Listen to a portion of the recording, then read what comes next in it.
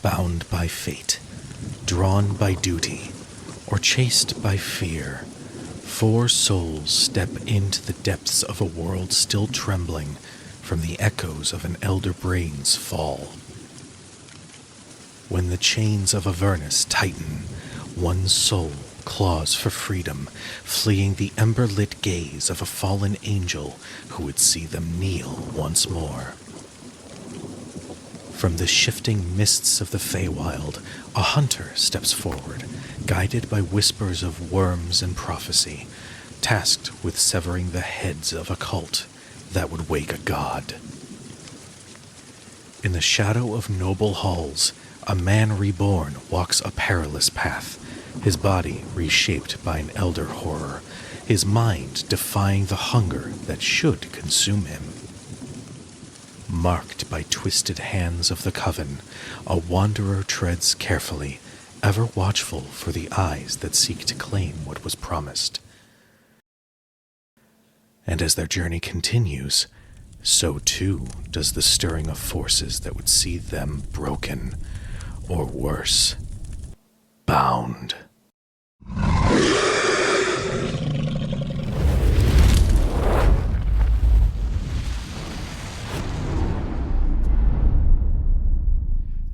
Hello, everyone, and welcome to Shadows over Baldur's Gate and Crit Hit Chronicles. Crit Hit Chronicles and Shadows, one of the two. Or both. Or both. Or both. Hi, everybody. For those who are just joining us, if this is your first time, Shadows over Baldur's Gate is a campaign that is a spiritual sequel story to that of the award-winning video game Baldur's Gate 3. With that being said, there are going to be some elements of this game that could possibly spoil content from the video game. So if you'd rather experience that first and then come back here, totally cool. Totally understand. We'd love and support you just as much as you want to support the show. If you're up for it anyway, then join us. Tonight's going to be a lot of fun. Quick shout out. Right now, we are 70% of the way through PJ's goal of getting to PAX U. Now, I can't do the incentives from the one-shot we did the other day. I know, that's real shitty. I wish I could. But if you feel like helping and supporting our beloved PJ and coming to PAX U so that we all as a cast can possibly have a panel and a live play of this show, then that would be super cool and you'd be super appreciated. But yeah, the link is going to go through the chat. If you feel like supporting PJ and our little nerdy dreams, then go and toss whatever you can. Whatever, it does not matter. We love and cherish you regardless. Before we get started with tonight's game, let's go ahead and quickly throw it to our wonderful cast. Let them know who you are and who you're playing. Hi, I'm Lauren Sheeher, and you can find all the stuff I'm doing at lauren-urban.com. Tonight, I'm not playing a bard who's dead. I'm playing Udazash, a Dragonborn Ranger / rogue, who is gonna be following a brain on legs. Hi, hello, good time zone, folks. You can call me Laura or Tutu, or Laura Tutu. My pronouns are she, they. Last time I was playing a piece of shit tiefling gunslinger with the most OP feats that I've ever seen in a D&D class.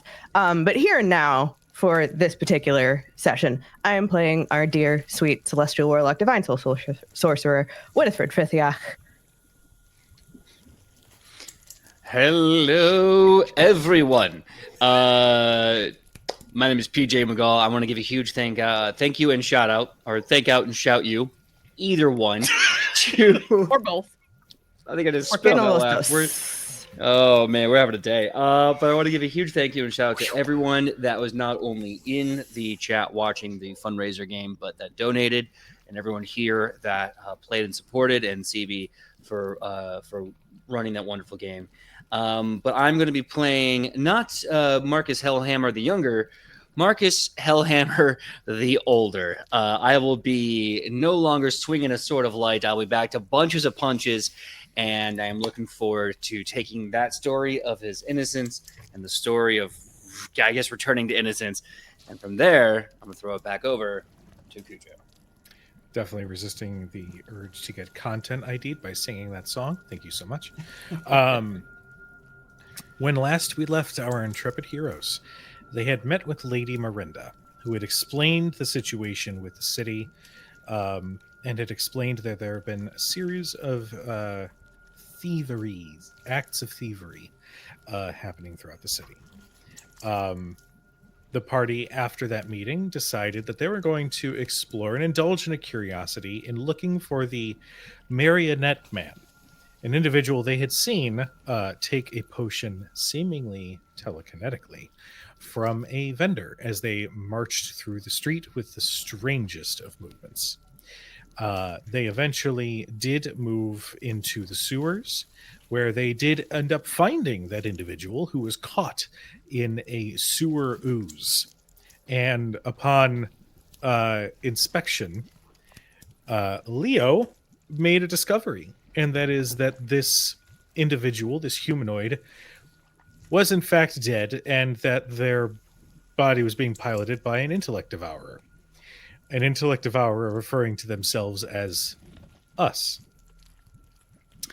They had a small conversation where us revealed that there is a central figure somewhere in the sewer that us was helping to gather supplies, to pretty much go to the surface to grab anything of value and bring down below. And that is where we left off. Now, as us skitters forward in the tunnel, what do you guys do? What is the plan? They said that they would lead you through the labyrinth of the sewer system so that you can meet him. Mako? Okay. How fast is us going? They're not going too terribly fast. They understand that, well, Leo would understand that us is intentionally going far slower because the surface dwellers are not fast down here. Okay. All right. Speaking of which, as you watch us skitter, Leo kind of goes a little, like they get a little bit of a 1,000-yard stare for a moment before their whole body just sort of gesticulates a moment.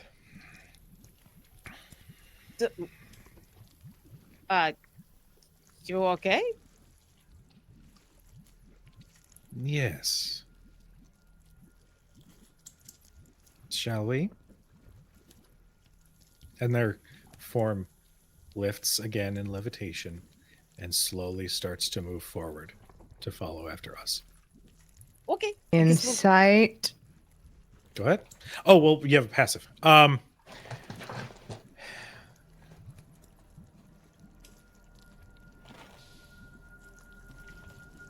You definitely passive. clock. Oh, yeah, you have 1,000,000 in your passive. It's 21, I think. 22.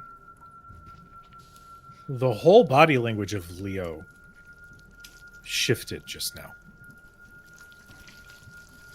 And there's just something in their expression that's a little cold.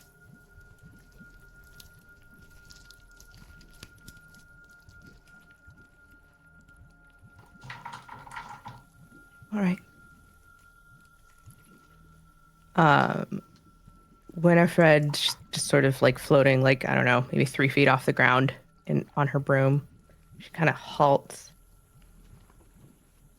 watches Leo, tips her head to the side. They continue towards like where the tunnel eventually like bends in the distance. And then they stop and slowly turn around. Is everything all right?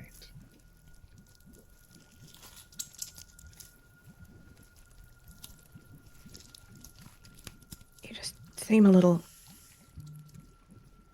off. Darling, that's all. You sure you're feeling all right? I feel wonderful. Why wouldn't I? And then you see something that's definitely just adding to the creepy factor, which is this.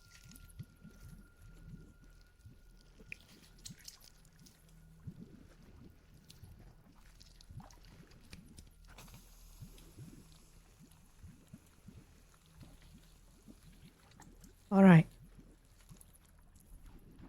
We're following your lead then. All right. And then they slowly turn back around. And they start floating, following after us. Keep up with him. Keep your wits about you. Okay. I'm gonna skitter after the two of them, trying to keep an eye on both us. Yeah, I'm kind of on the side of the wall, trying to not be in the water because it's gross. Yeah, it's water is a nice term. Yeah. I don't know if water is the word I'd use. Probably not the best descriptor, but it's nice of you to suggest. I mean, I could go into very specific terms, but the last time I tried to do that, everybody got really grossed out. So I'm just keeping it really simple right now, and focusing on the important thing, which is maze. And when I catch up with our brains on legs and Lee, so what is labyrinth?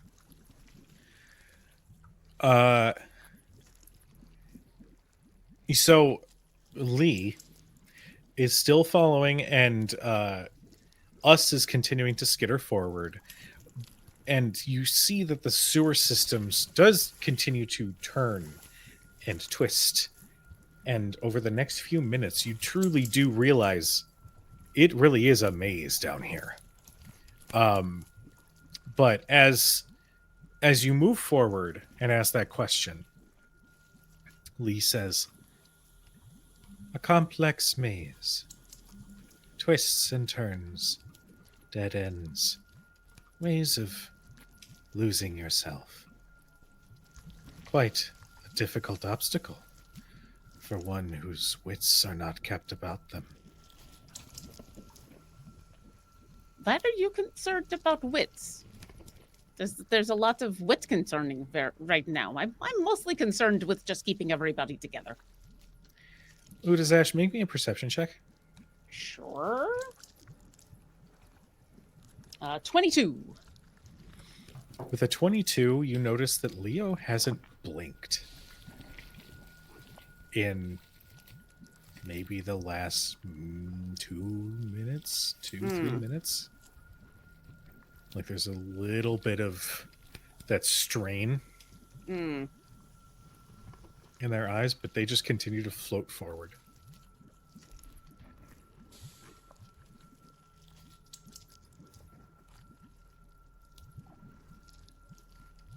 I'm going to look back towards Winifred and Marcus, and look towards Lee and the Intellect Devourer, and then kind of as we're continuing to walk and follow them out loud, because I don't know what's going on with the telepathic bond anymore. She's going to like mouth to the two of them and be like, "What's going on? Everything got weird." Damn. With my insight, would I be able to tell what it is that has changed? Or is this getting towards Arcana territory?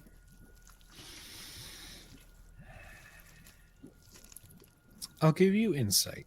Give me an insight check, because now you're really like focused on it.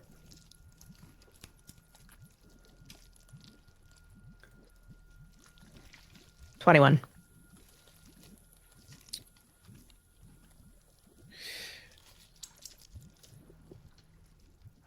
I like to think, I shouldn't say I like to think, I think that probably somewhere in the Feywild there are particular creatures who, I suppose the best term would be, share a body. There's two distinct different personas that sometimes switch back and forth depending on the situation. And when that happens, their body language changes. Their expression shifts, the way that they speak, the way they carry themselves completely changes. You recognize that in Leo right now. Something has stepped in.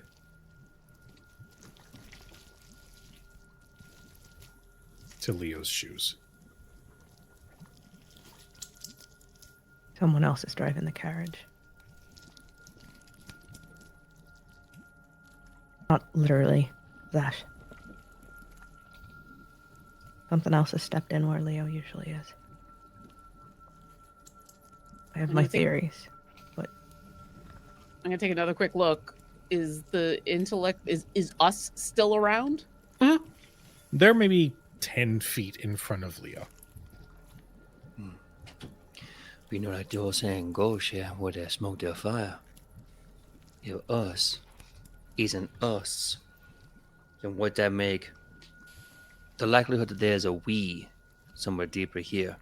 They already say there's someone they're working for. What if that we, that us work for, found Leo? either that or his current passenger has decided to sit in the driver's seat. Oh, you think it's that? Okay, I was worried that there was another brain on legs that decided to go because that's what they do. They go and then they're inside your brain and then they are you. Because that's how those things work. Mm-hmm. And I was very worried that that's what had happened because I don't know how to stop that. But if us is still there and them and we are here, but that's not them. But that makes way more sense. If it was another intellect devourer, it would be a much gorier sight. I'm fairly certain that. Well, yes, but eventually. But yes, okay. Either way, the only thing we can do about it now is follow this guy until we get there. Take it one step at a time, us. What's one step at a time with us? Damn my wonderful affectations. Us. With us. You know what? Let's just follow Leo. Oh, small us and okay. One more quick thing. Should we just try to talk to the tadpole? I mean, do you know how to speak tadpole? I don't know that language. I will, in the telepathic bond, go, "Are you the tadpole?" Both us and Leo stop moving. And Leo slowly turns around. And he doesn't say anything out loud, but you do hear a voice in the telepathic bond that is not Leo's. Mm.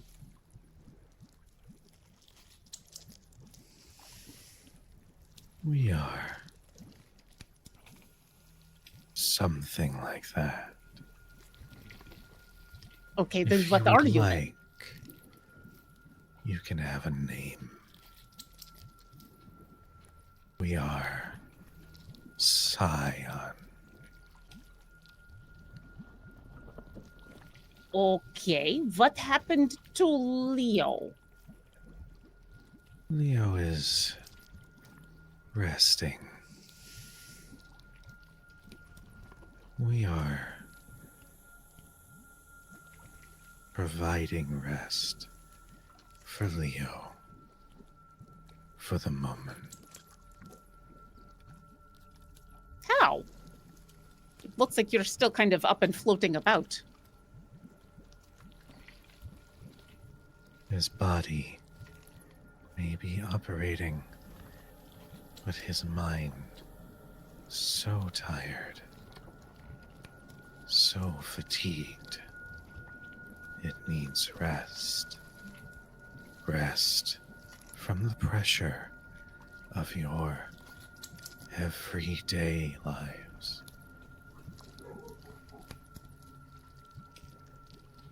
Okay, and Did you decide that, or did he?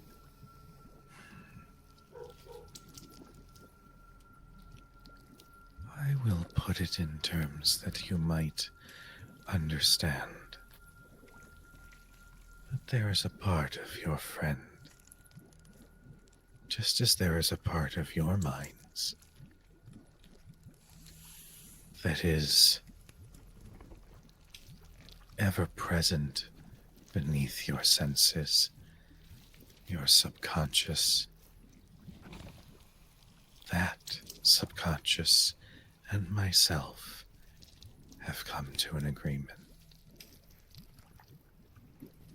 I am merely providing a moment of rest. Did you tell him, the conscious him, about it before you did that? Or did you just come to a decision with the not conscious part of him and then go, oh no, you're going to need some rest now, and then decided to be all creepy and not blink?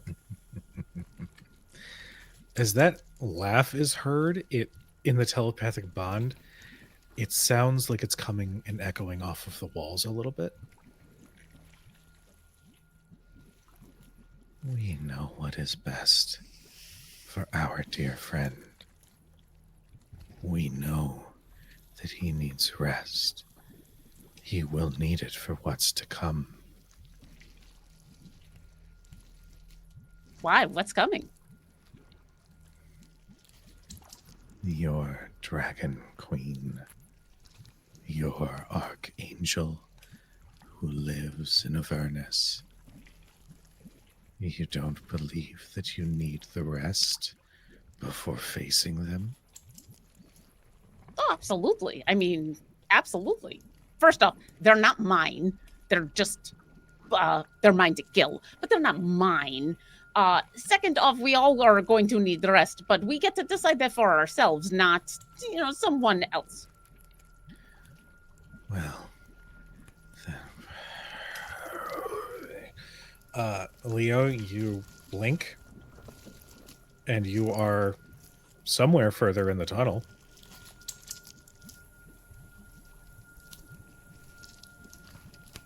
Oh, no. Hey. Where are we?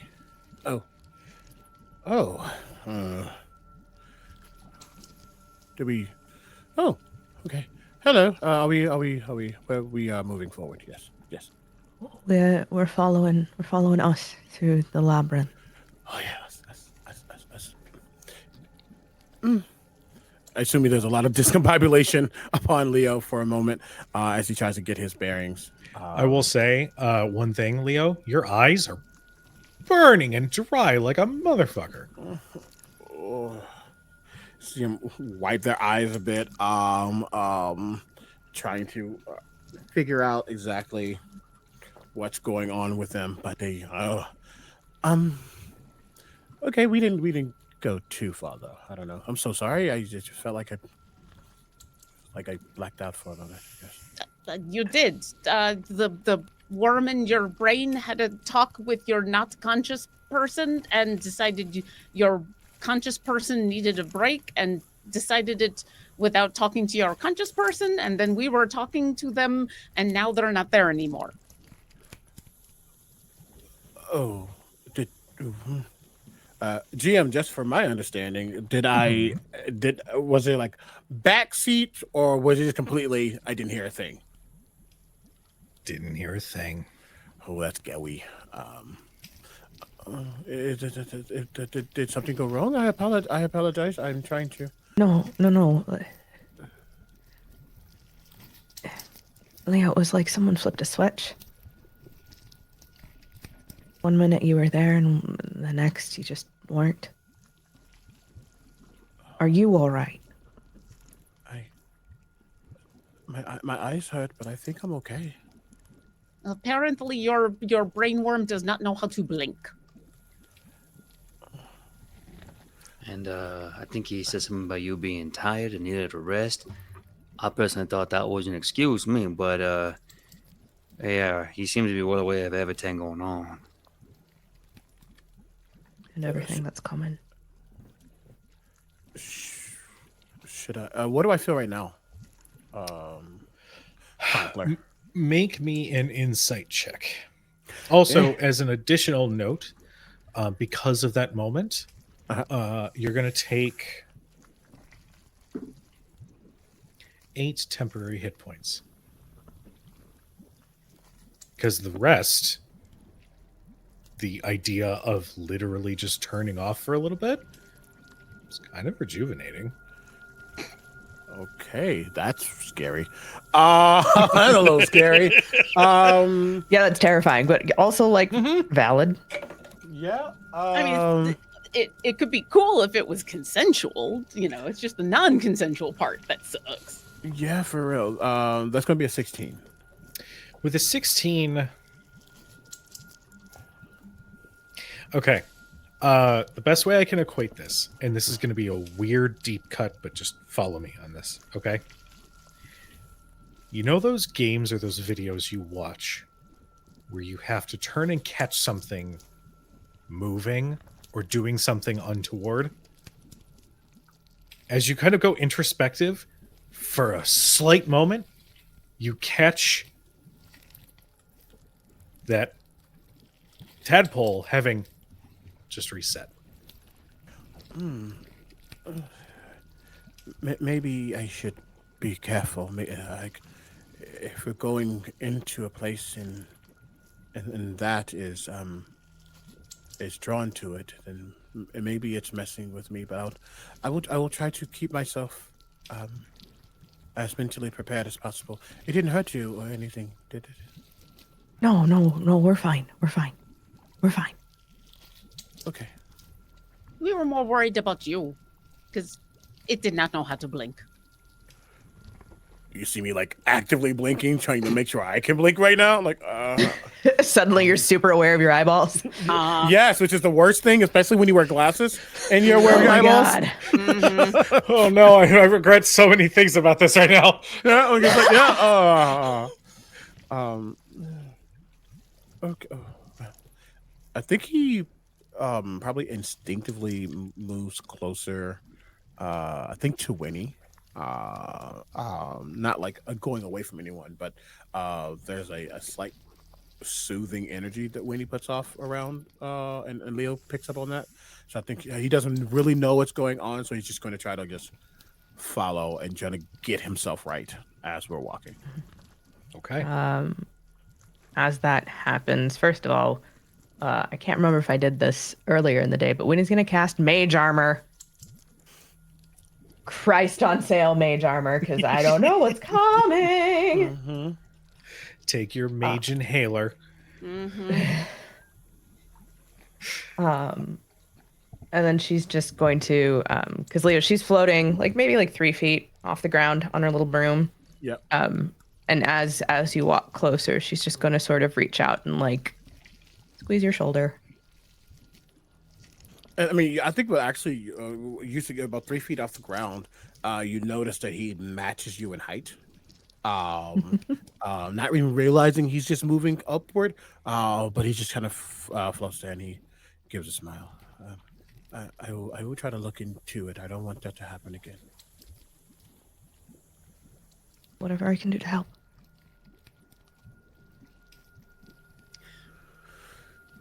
Udazash is going to kind of look at the two of you and nod okay, good.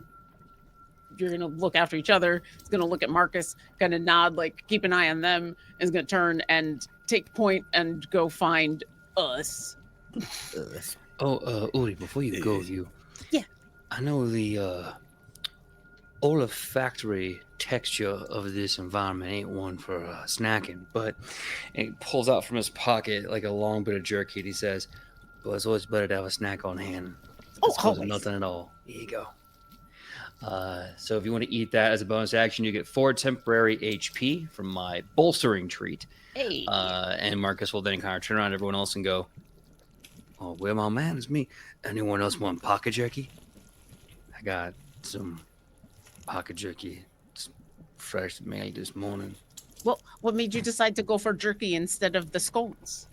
I figured jerky handled my pockets better than a scone with me, but ain't no wrong way to have a snack. This is true. She pops the whole thing in her mouth, and as she's chewing, she'll turn around and go scamper after us. Yeah, and kind of like chomps on his own pocket jerkies.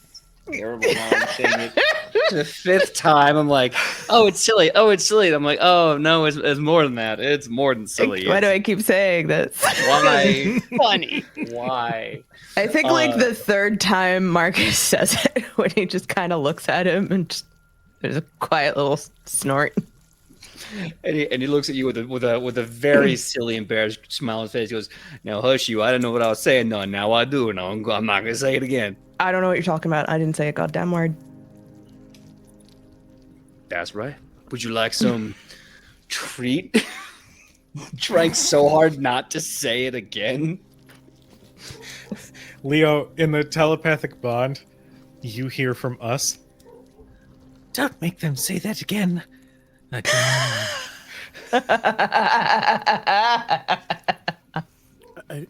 think perhaps we can save your snacks for later.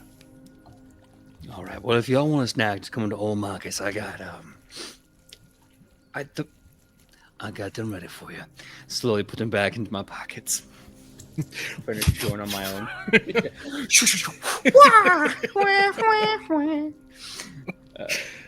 All right.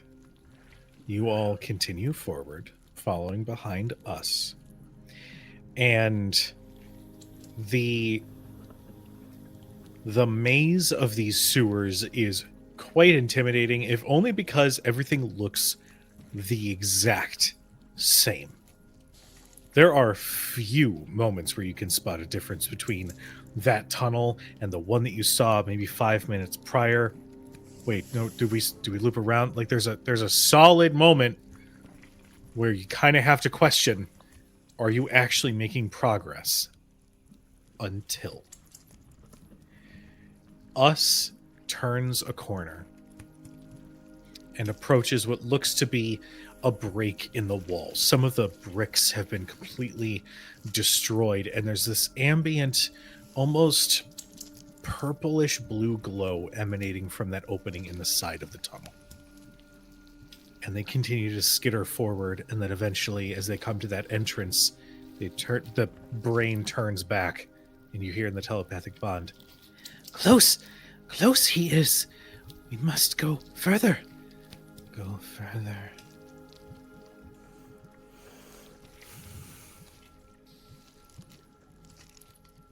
Now that we're closer, is there any like vibe or energy that I'm feeling as we're getting closer?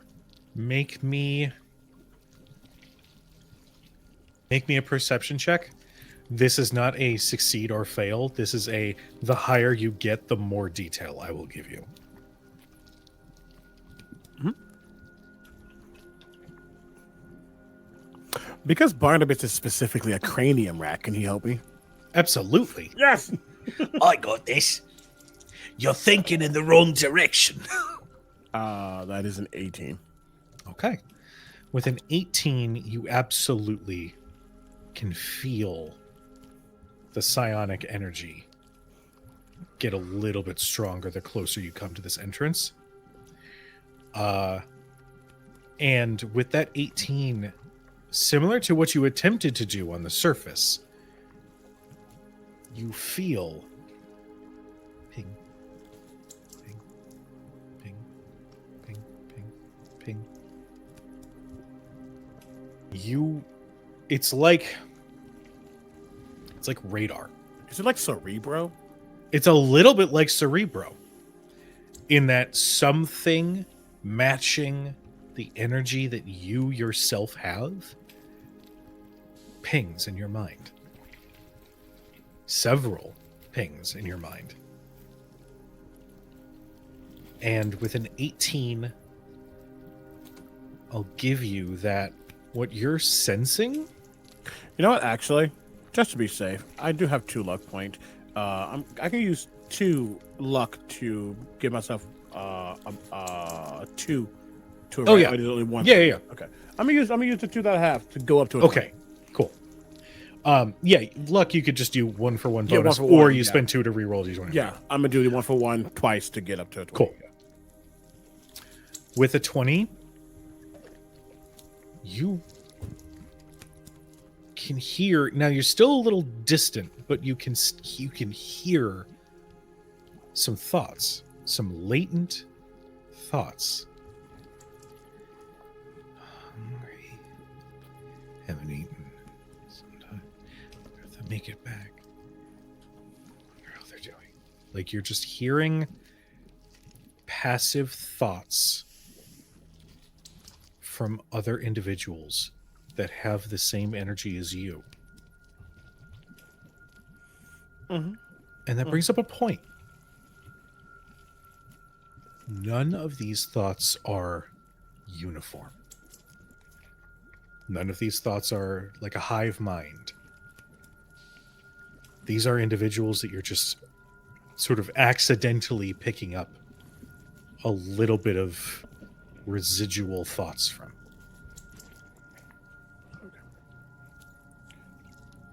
I Is think there in the any- oh, go ahead. bond. Oh, so sorry. Yeah, I think in the bond, as I'm picking this up. Oh yeah, here we go. In the bond. Excuse me. In the bond, us goes, Excuse you. excuse you. I hate that. Very good. It was very, very good jerky. We should just we should be a little careful. Always. Yes, I can sense things maybe not like me, but like me. The same type of energy. Many of them, not necessarily together. We should just make sure. Don't want to run into anyone who doesn't have control. Right.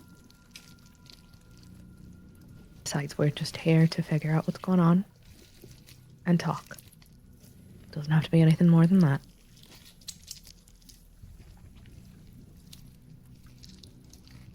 You're gonna see him innately almost take a breath, and as he does, some of that warbling, that psionic power, it shows itself in a very wispy, almost astral energy for a moment. I'm gonna cast Arcane Vigor on myself.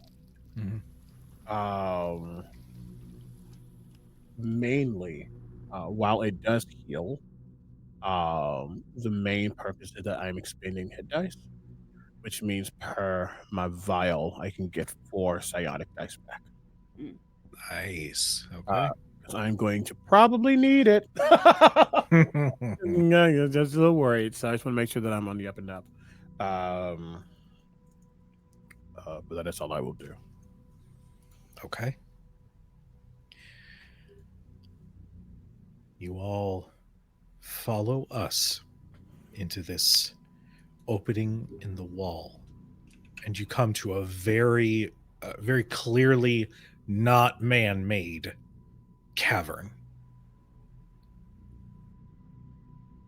And as you start following through, it's a little bit more difficult because it's not easy walkways. Now you've got to deal with uneven ground. You're sort of climbing over things, what have you. But you can see at the end of this cavern, there looks to be another break in the wall, not too dissimilar from the one you just stepped through, that looks like it goes back into the sewer system in some way, but it's like down and through a little bit. And as you're walking through, everybody's passive perception can pick up movement. It starts as an individual, visibly femme figure, who is huddled over what looks to be some small supplies. There's a very small campfire. There's what looks to be this small rack that's got like a pot just with boiling water or possibly some sort of stew sitting over it. She's faced away from you with her hood up, but as you start to approach, she turns, and you can see that some of her face has changed from that of a humanoid. You can see some of that purplish visage of a mind flayer. One of her eyes has that same like burning ember you would see in one, while the rest of her remains unchanged. And as she sees you, she like visibly backs off a little bit. As she does, another person, looks like a halfling, sort of like peeks over a rock, and their transformation was much more far along, where their head is a combination of elongated and yet not where it should be, and so there's still patches of hair, and their limbs look a little bit too long for their body, and they sort of pick up looks like a chair leg, and their mouth it's a bit of a mess because there are tentacles stuck. I'll say because of your telepathic bond, you can hear everything that's about to be said. There are other individuals that slowly start to pop up. You all can hear, surface dwellers, what are they doing here? We should run. We shouldn't be here. No, us has a reason. Us brought them down here. They're going to kill us. And Winnie doesn't say anything, but she just kind of balances on the broom and raises her hands. Us eventually says, as you stand with your hands up, surface dwellers, not immediately violent. Not violent. Mean to meet him. Perhaps be friends. Friends. And you see some of these individuals look to each other before you hear. Then I invite you in so that we may have a conversation. And the others look to each other before they slowly step to the side and open the way to enter into that next tunnel. Winnie looks to Leo.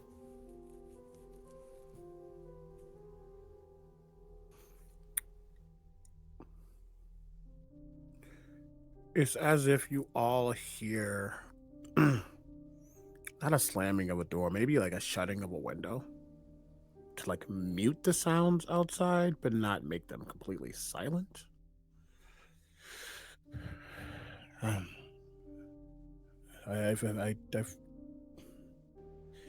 There's a lot going on here, so just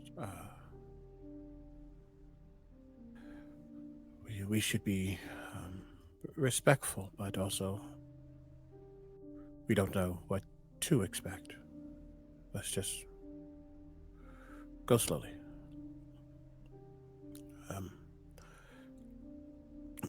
And I think he will start to.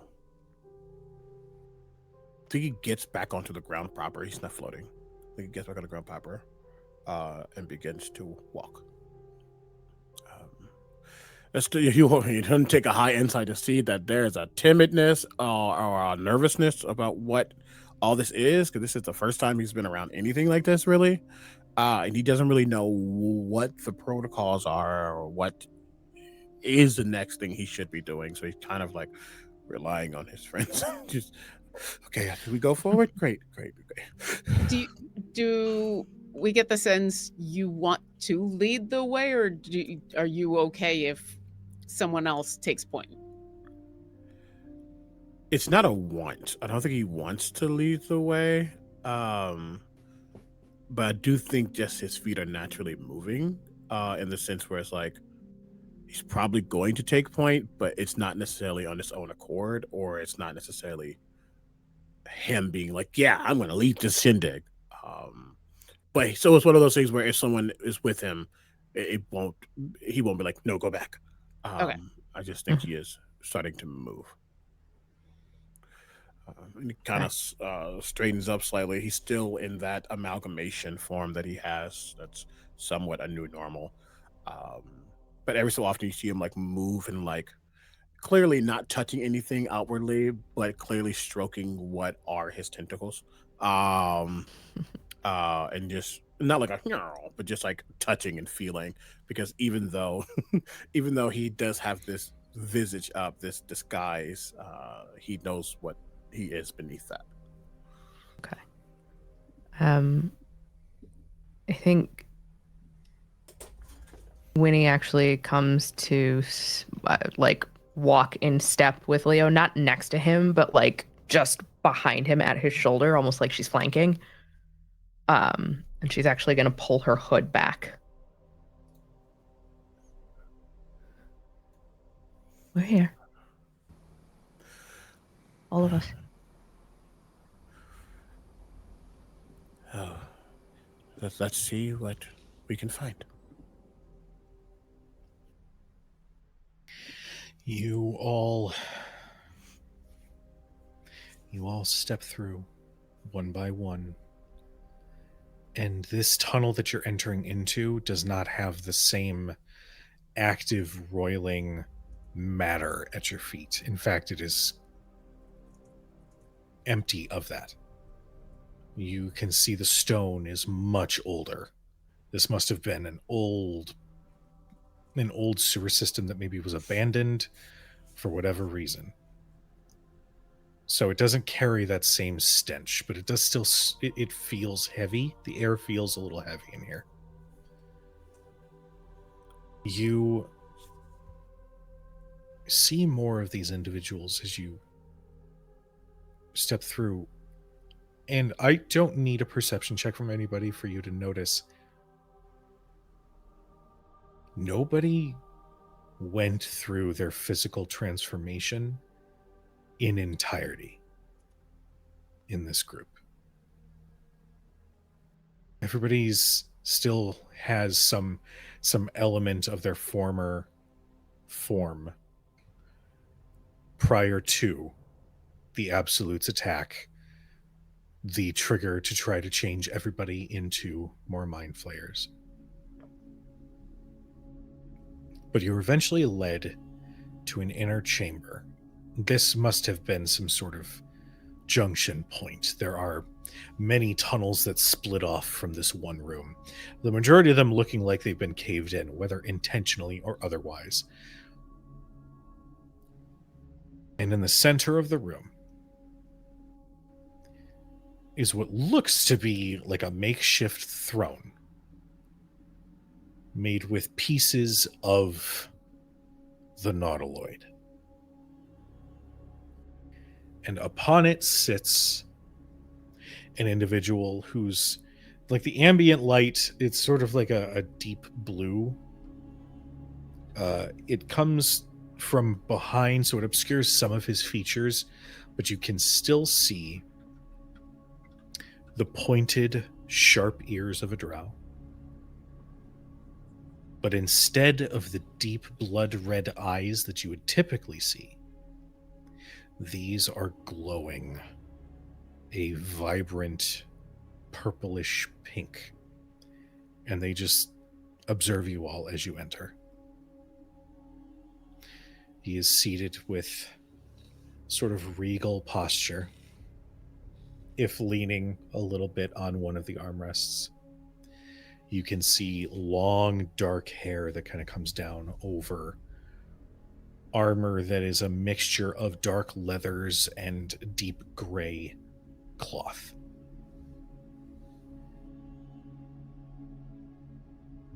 Welcome. It appears us has potentially made some friends. Please introduce yourselves. I'd prefer not to go digging on first meeting. They are saying this verbally, by the way. A couple of things really quickly. It's very clear that this person has like set themselves up as like the leader of this group, this area in some way, shape, or form. The air around this individual definitely gives authority. Authority. Authority. The other question though, is it like I'm the leader and I'm going to make sure people know or see that I'm the leader? Like I'm looking like this feels like a throne. This feels like a level of regality. Like are they carrying themselves as if they know they have status, or is it a I have it because I have it? Make me an insight check.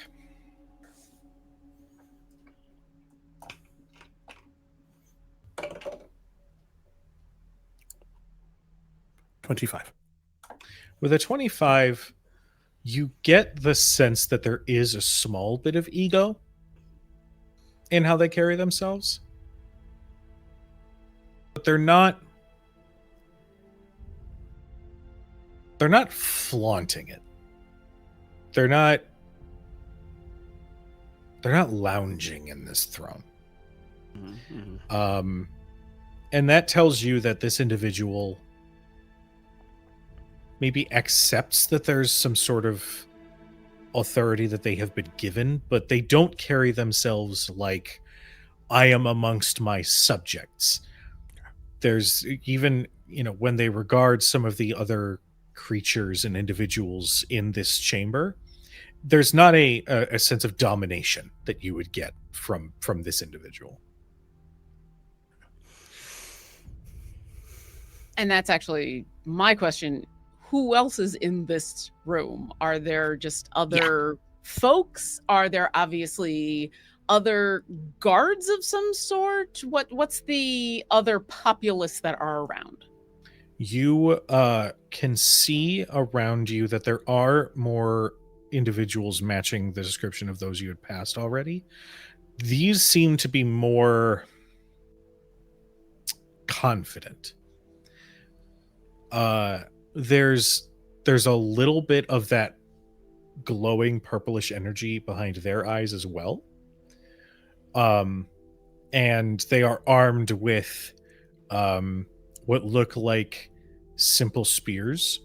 They look a little new. You can see some of them are wearing some pieces of armor. Some of them had to be makeshift modified to accommodate their new form. Again, looks a little new. And they all look with a sort of a protective unease upon your group as you stand near this individual. So there's about 6 that are, 2 in front, 2 in the middle, 2 towards the back. The ones at the back, one of them has what looks like a heavy crossbow. The other one gestures, and a staff just sort of flips and then gently levitates near the ground near their hand. So they're not actively preparing for combat. They're just making it known. Mm-hmm. This dude is not in here alone. Mm-hmm. We have our eyes on you. Okay. With that, I think Leo takes a breath and probably steps forward slightly. I'm Leo, and well, I won't give their names. I'll let them speak for themselves. We're trying to get some information, figure some things out. We saw Well, he points to us. We saw a form slip into the sewers, and we didn't know that any of this was here. And then, well, that form got stuck by an ooze thing, and us was inside. Yes, we keep informing us that piloting a dead form is quite difficult. And us skitters off to go find another body. Us has plot armor. Us kind of has plot armor. Oh. Bless his heart. It's like with John Wick. After the first dog, all the dogs never get hurt. Us will never get hurt.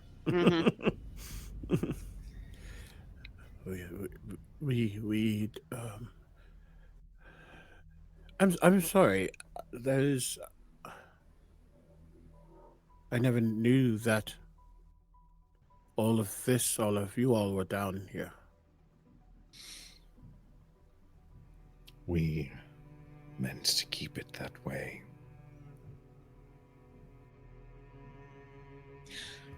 There were more. Ask your guards up above what happened to them.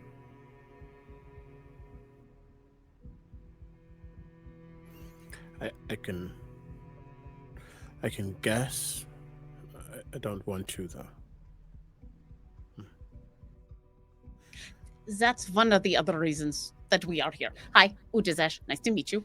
Yeah, the people upstairs are noticing you, and I get the sense that this is organized, but not enough to be able to negotiate with the people upstairs. And so we are worried that things are going to get messy because the people upstairs they don't understand what is going on. I see that hasn't changed. Oh, it never does. That's why thieves guilds have to happen.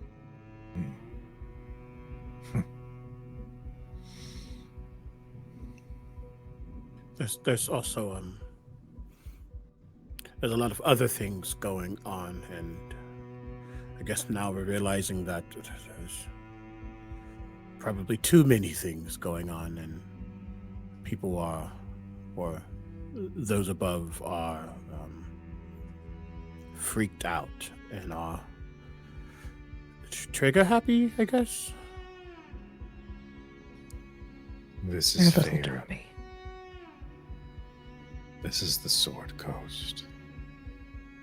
Everything was always a little too much for you all up there. It is kind of fun. You know, They a look thought to just the other occurred two. to me.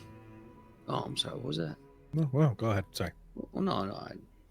I thought just occurred to me, judging by some of the complaints coming from up above, the nature of your equipment, I sense that you are in need of supplies that you cannot get down here, so you have to go out there and get them. That makes a lot of sense to me. But why risk yourself when there are people who already do this up there, and they don't really get much of a second thought? Why not reach out? I understand isolation seems like the way to go right now, but that's because, well, Fred, you ain't made any friends yet. Why not reach out to the guild? Why not see a little, quid pro quo, a little tit-tat amongst friends? You, I don't know, do a little spooky brain magic and they set you up with free shoes. I don't know, but something, that's a start. Jericho Walker. Jericho. That is the name of the representative from the very guild that you are recommending that I speak with. And that individual is responsible for 7 deaths of this community. Would you like to know how they died? If you would like to tell on Marcus, I would listen, but I would just ask for the time to take my size 13s out my mouth first. We have attempted contact. And in that attempt, we lost many lives and had to find a new home. As you can see, and they sort of gesture, I suppose it could use a little bit of decoration.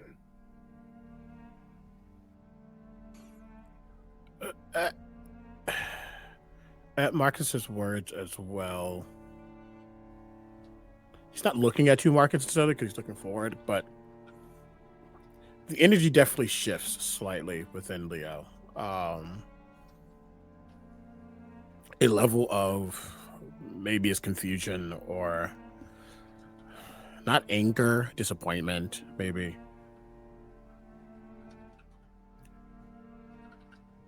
Don't you think if they could have gone up and made negotiations, they would have done so already? That's a very good question. I've been hiding since I left. I come back and I still hide. It's not easy. We've...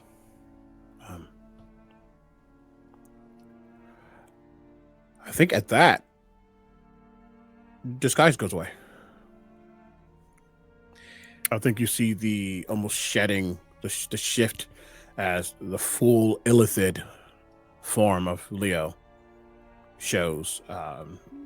Hood is down, that bulbous, kind of elongated head, the writhing tentacles, the bright pink eyes.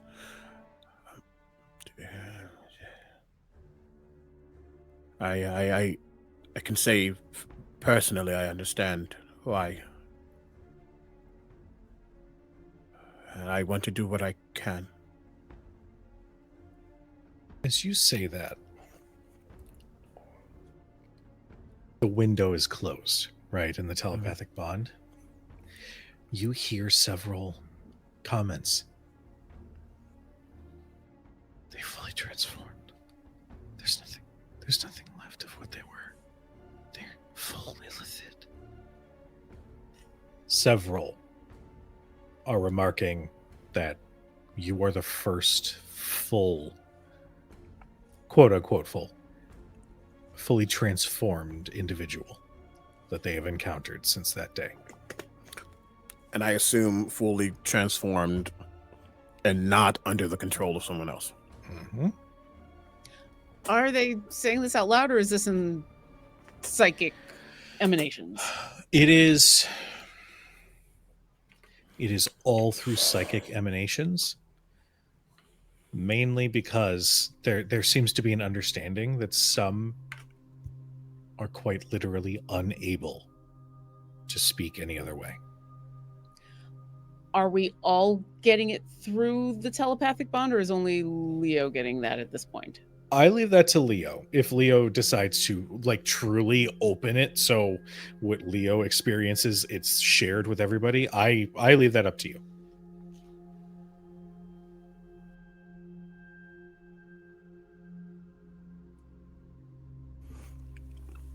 I think the window's shut for a moment before, just because we don't have the details, so we didn't know what to expect going into this. We don't know what he can do. And I don't think they've opened just yet. So I think right now, Leo's the only one who hears that. We still can talk to each other, but the open access to the outside, not necessarily. Mostly just because we still don't know what to expect. And I think Leo thinks he can handle psychic backlash,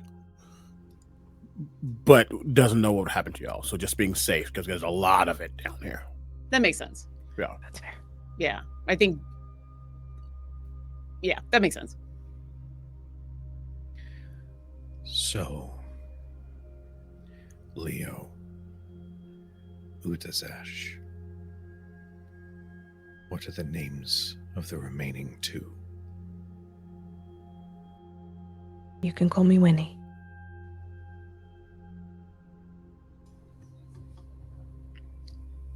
You can call me Marcus.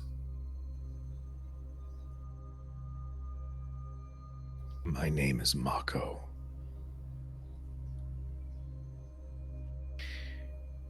Leo, I would like for you to make me a... Actually, no. I'm going to say it's been long enough that you realize something. These pings that you're getting, you still feel them every time you hear something through that window. You recognize these pings because these individuals quite literally had the exact same scenario that you did. They had a tadpole. The tadpole meant to transform. It didn't happen. What's interesting is you do not get that ping from Mako. You do not sense a tadpole in Mako.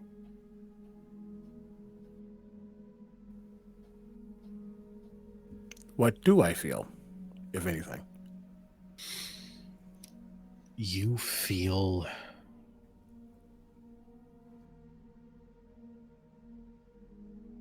it's unnerving.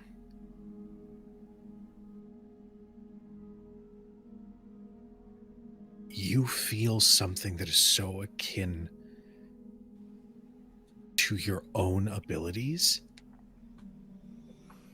but just slightly different, and perhaps a little bit more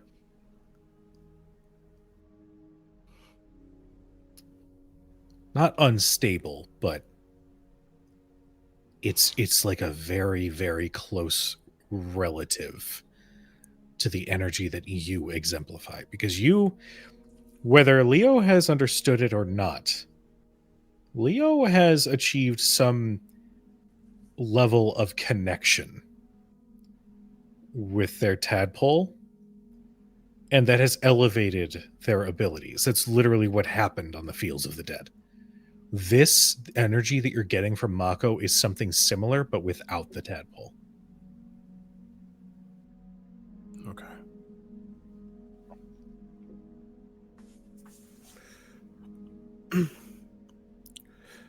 So, what is, if I can ask, what's the goal? What are you trying to do? Survive.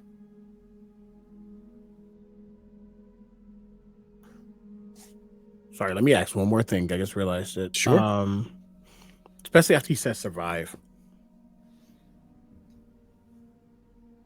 Do I think the others with tadpoles know that he doesn't have one?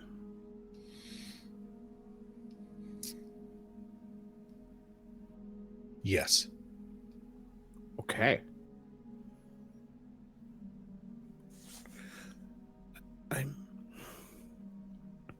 I'm sorry if this is it's like it's nagging at my brain. What's your story? Sorry. Me. I have the window open and somebody was really making sure the car was locked. Yeah. It was very clear to click, click, click, click. Don't you know what's going on here? It's fine.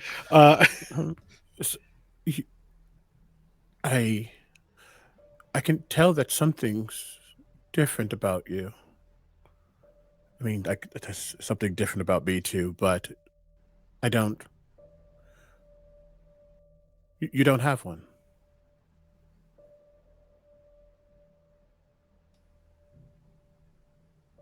You are right.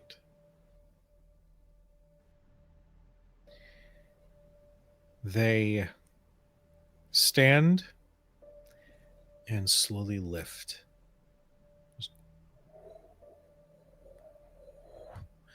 Just approach to be at a more respectable distance. And behind them, you see the scene shift away from the throne, away from the sewer. And in a momentary illusion, you see the Underdark.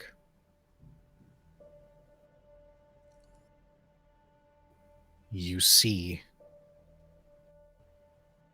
an opening to the surface.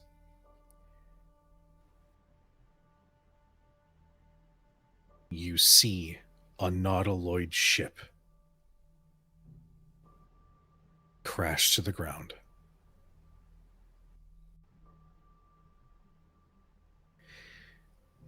The scene shifts, and you see Drow pulling mind flare pods from inside the nautiloid.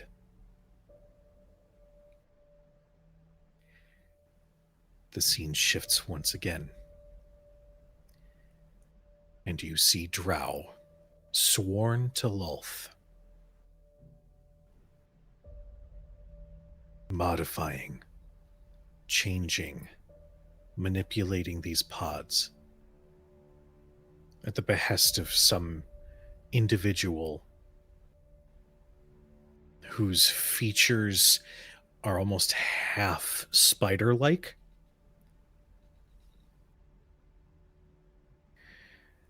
And then you see an image of 8 individuals lying in strange pods surrounding one of those mind flare pods with a series of tubes, arcane enchantments going from the mind flare pod to the ones that that hold Drow soldiers.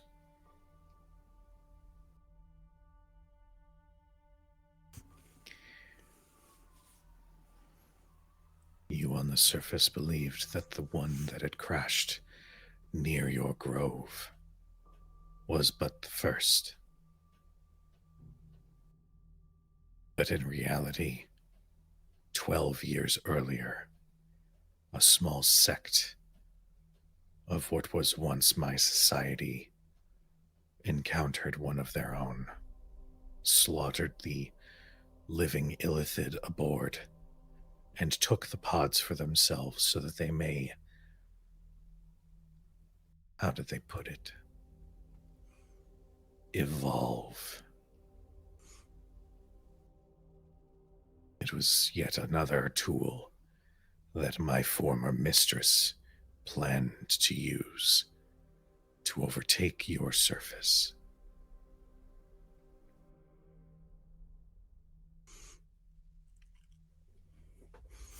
And is it clear that this Mako was subjected to one of those pods and gained that power? Yes. The scene you see when it shows Mako, it shows him at a far younger age. Maybe 19, 20 years old. Had that little bit of innocence about his eyes. The innocence that one has when they swear fealty to somebody far more powerful who would never acknowledge their existence.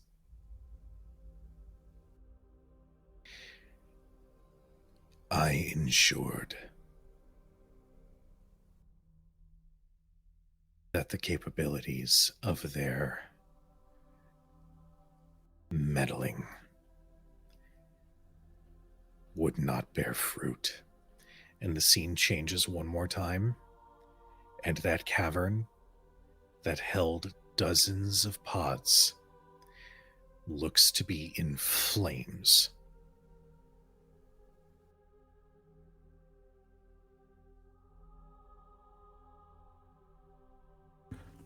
I have to ask, because Omega can't get K-pop Demon Hunter out of his head. Still have yet to see that. I literally just watched it last night. But specifically, the image that we're seeing, especially for someone to have been able to, through whatever means, harness psionic energy, which is such a specific type of power. It's not divine, it's not arcane. Able to harness this and evolve themselves.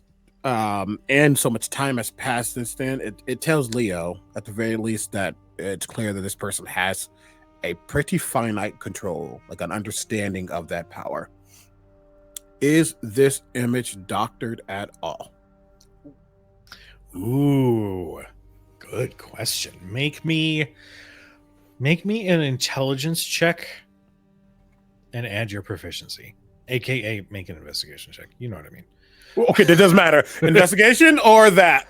Oh, fair point. Right, because proficiency. I'm pretty good at investigation, so that's why I'm asking. Go ahead with investigation. Okay.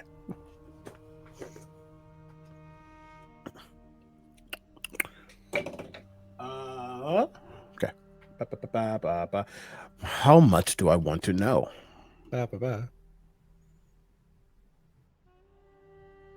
Can't do it for that. And that's just for well, no, I'll save it just in case. 28 with a 28, which is actually also my passive. Fuck. Yeah. Jesus Christ. Jesus. With a 28, there is a little bit of doctoring.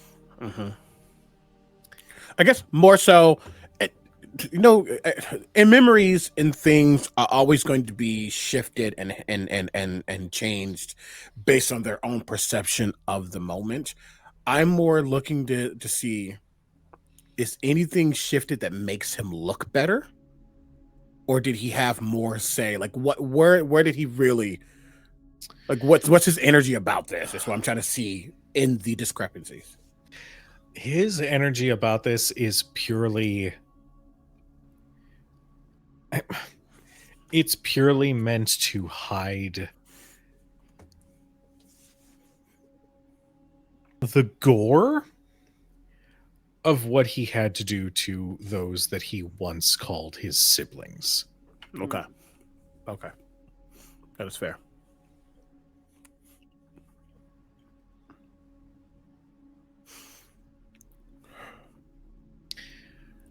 I made myself scarce. I stayed away from a number of your apologies. I shouldn't constantly attribute surface dwellings to belong to you. I avoided a number of your settlements. I managed to scratch a living. Until that Nautiloid ship came crashing down. And I knew that either someone could feasibly have the same idea,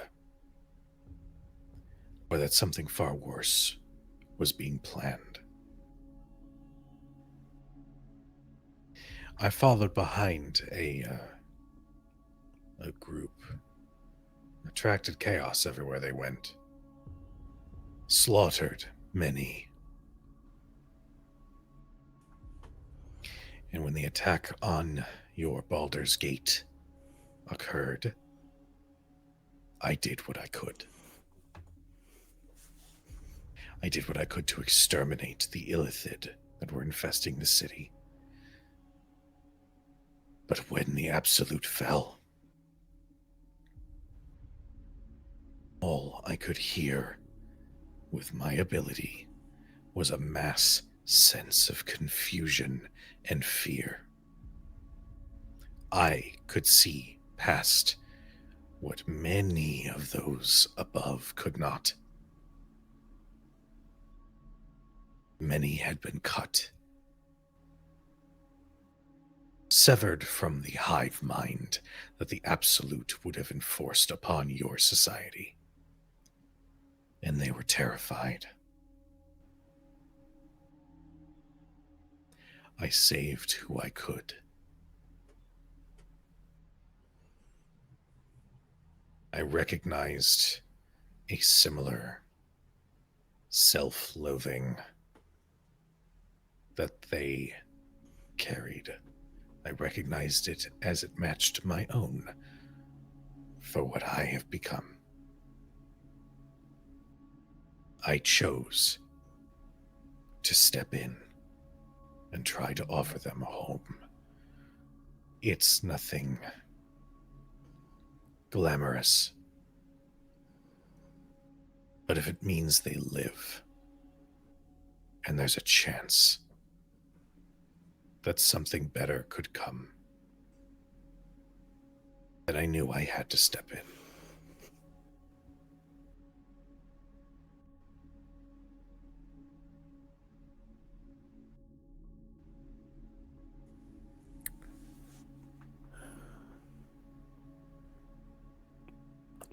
Before I speak, what's the rest of the party like at all this? I mean, Udazesh is just kind of nodding along, like, okay, all right, yep, this all makes sense. Yep, that all makes sense. And unless someone else is gonna speak, she looks like she's just accepted all of this. Yep, this all makes sense. You made all the right decisions. Now, basically, she's at the point of, great, now what do we got to do?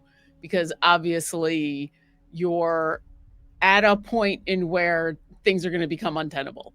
And yeah, you've made some overtures and they've gone bad. We got to figure some stuff out. And we are proof that not everybody who encounters people like you are going to just kill you. So, like, I think you probably get all of that through the telepathic bond, that's where her brain is. Whether that's going to eloquently come out of her mouth or not is another story, but that's kind of where she is. And she has a couple of very wonky ideas. Some of it is like, well, maybe they go deeper. Well, maybe we go talk to Thieves Guild. Well, maybe we talk to the people upstairs. Well, maybe we bring them back to our place. Well, you know, like, she's already coming up with a bunch of different ideas, but it's very much okay, great, now what? Yeah, Marcus is exactly in the exact same place. He's just all shoulders going, cool story, bro. How do we help? You already tried to make establishment with the guild. You chose the wrong guy in the guild. That sucks. That's not your fault. Jericho Walker, he sucks. You need to have some form of self-sustaining system put into place. And I would imagine because of your current infrastructure, you don't want to share that. And I don't blame you, because how can you trust the people on top? So, like, can we get the top side involved? Probably not. Can we get the guild involved? Maybe if we rat out Jericho Walker, but who's to say he's not going to use his connections to strike back? Like, it's the situation where Marcus is going, I'll sit and listen. Like, I think Marcus is like, I tried and I got nothing. And this is like a kind of a group conversation bit. And everything you're thinking, Udi, I guarantee you Marcus is having like a different idea that's very similar. It's, you know, like you're both in the same wavelength for sure. So Marcus is like,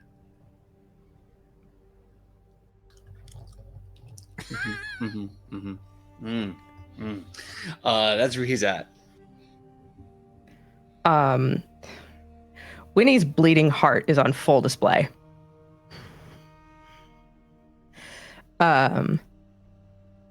Especially when he mentions that self-loathing. Feels like a bit of a kick in the teeth to her. Because they think she understands hiding. Because it's part of the reason why she wandered alone for so long.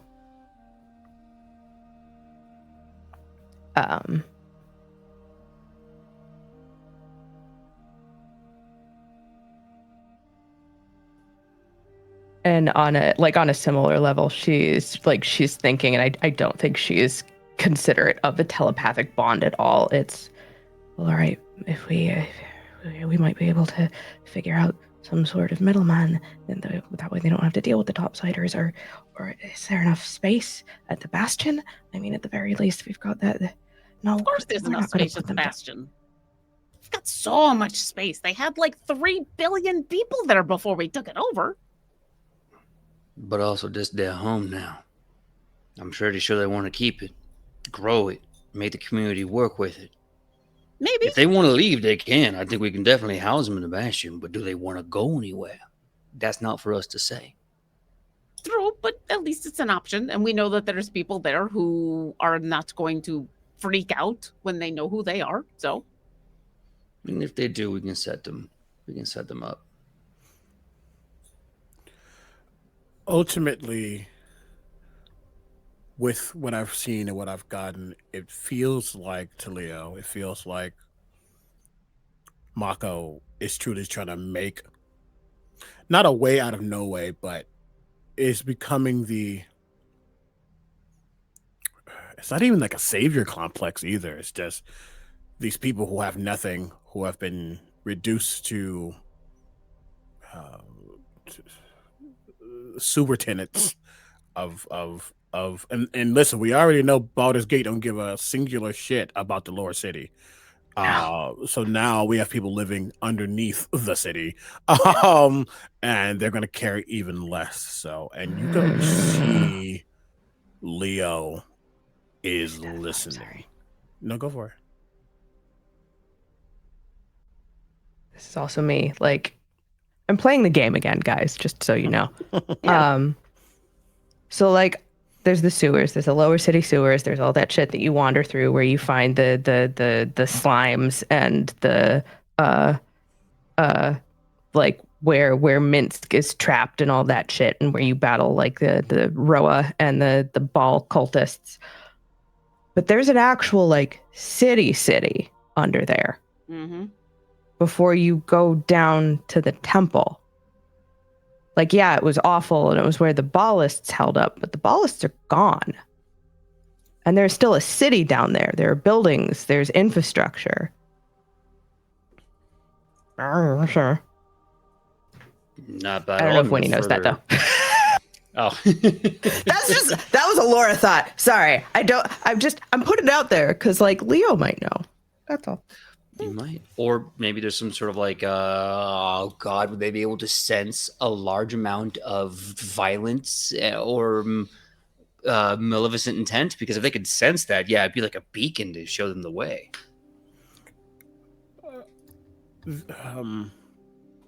It doesn't necessarily solve the getting them supplies, but at least, you know.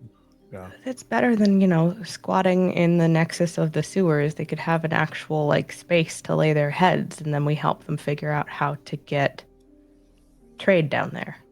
Who we can talk to help them get that. There's a lot of guilds and organizations, especially I want to say around New Calimsham, that operate or can operate to that point. They could easily make some good faith trade deals, and this is PJ thinking. Clearly not Marcus. This is PJ thinking here.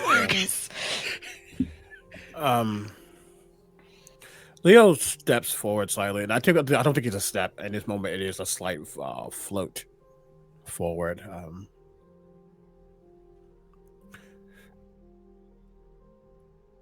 I'm a product of above, but I hide in plain sight, and the only reason I could do that is because hiding is second nature now.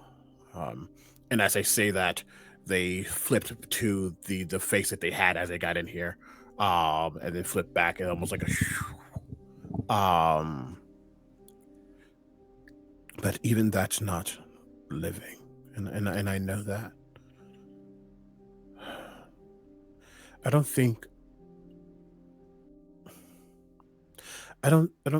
they're ever going to understand, and it sucks to say that, but I just don't.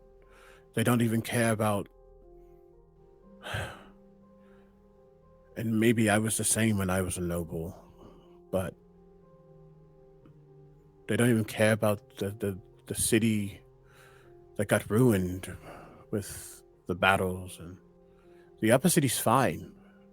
They bounce back with ease. They have the money to almost make things better than they was, and the lower city is just. I want to help. I don't know how. I don't know what capacity. But this isn't fair. We all want to We help. all do. Same.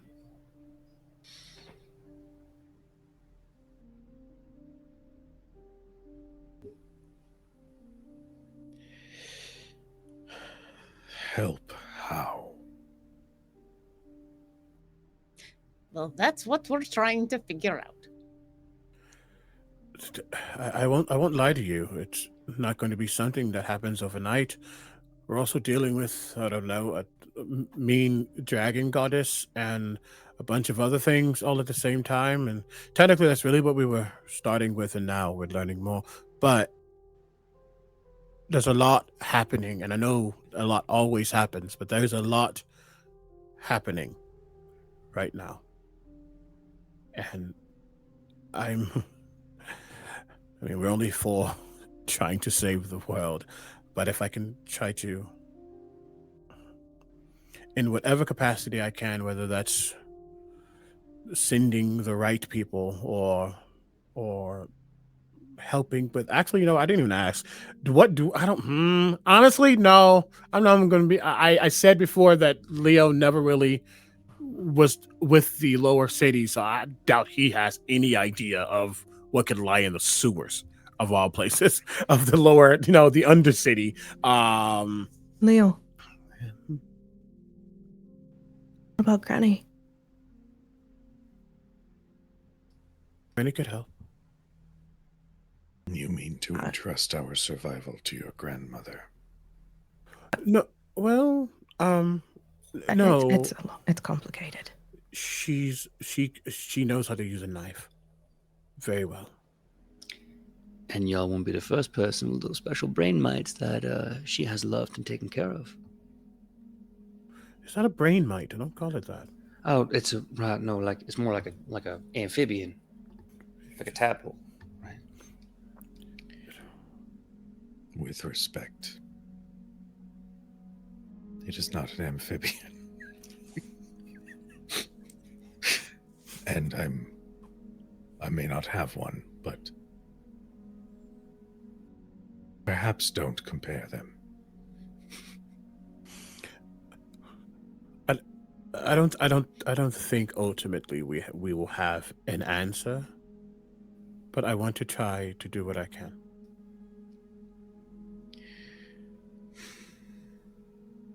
I don't know your story. I don't know what you ultimately want after all this is done. And he points to everyone else. So kind of looks over. But they didn't choose this. I didn't choose this either. And somehow I've learned to control it.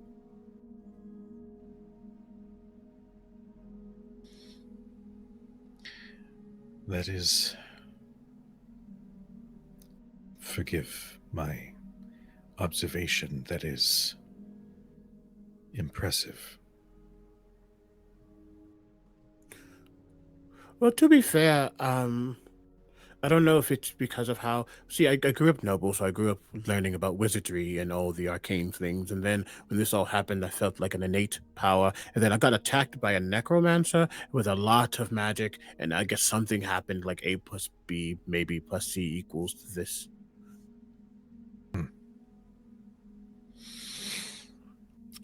Well,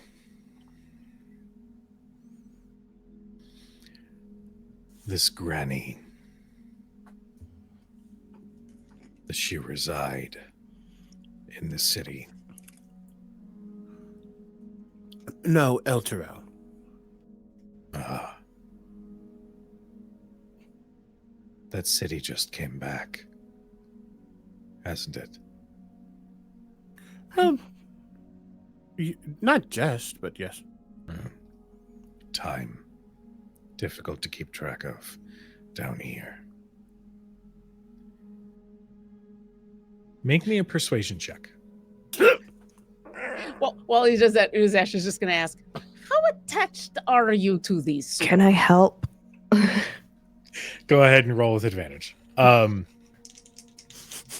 Mako looks...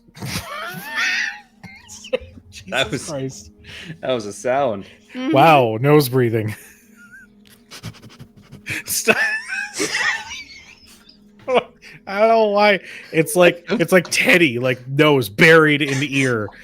Oh God. No, you're good. The excitement of breath. How's a natural 20 sound? Yeah. Oh, put it in the book. Put it There in we the book. go. Mm-hmm. Mm-hmm. For those who are just joining us for the first time on Critted Chronicles, anytime a natural 20 or a natural 1 is rolled, it gets added into the chronicle. We're gonna do that to signify the end of For Marcus's 24 origin. total, if that matters. 24. Leo convinces Mako to. So is the idea with mentioning Granny that you are suggesting a travel to Elturel to meet with Granny and then find a safer spot? I don't know if travel to Elturel, but at the very least see if Granny and the resources can help in some way, shape, or form. I don't think, mass traveling through the Undercity is probably not a thing. But if there's a They'll have to level like swing down under the Underdark, and that's probably not going to go great. I mean, if only we knew an archdruid and some trees True. True, bestie. who does like Yeah. helping out people who are in desperate situations and does really like us. He enjoys us as people and also likes helping the disenfranchised. He likes us a lot, you know? And if he The has any sort bear. of like weird flashbacks, we can be like, hey, not the same. They'll be gone in 5 minutes. Just, help him out. Uh-huh.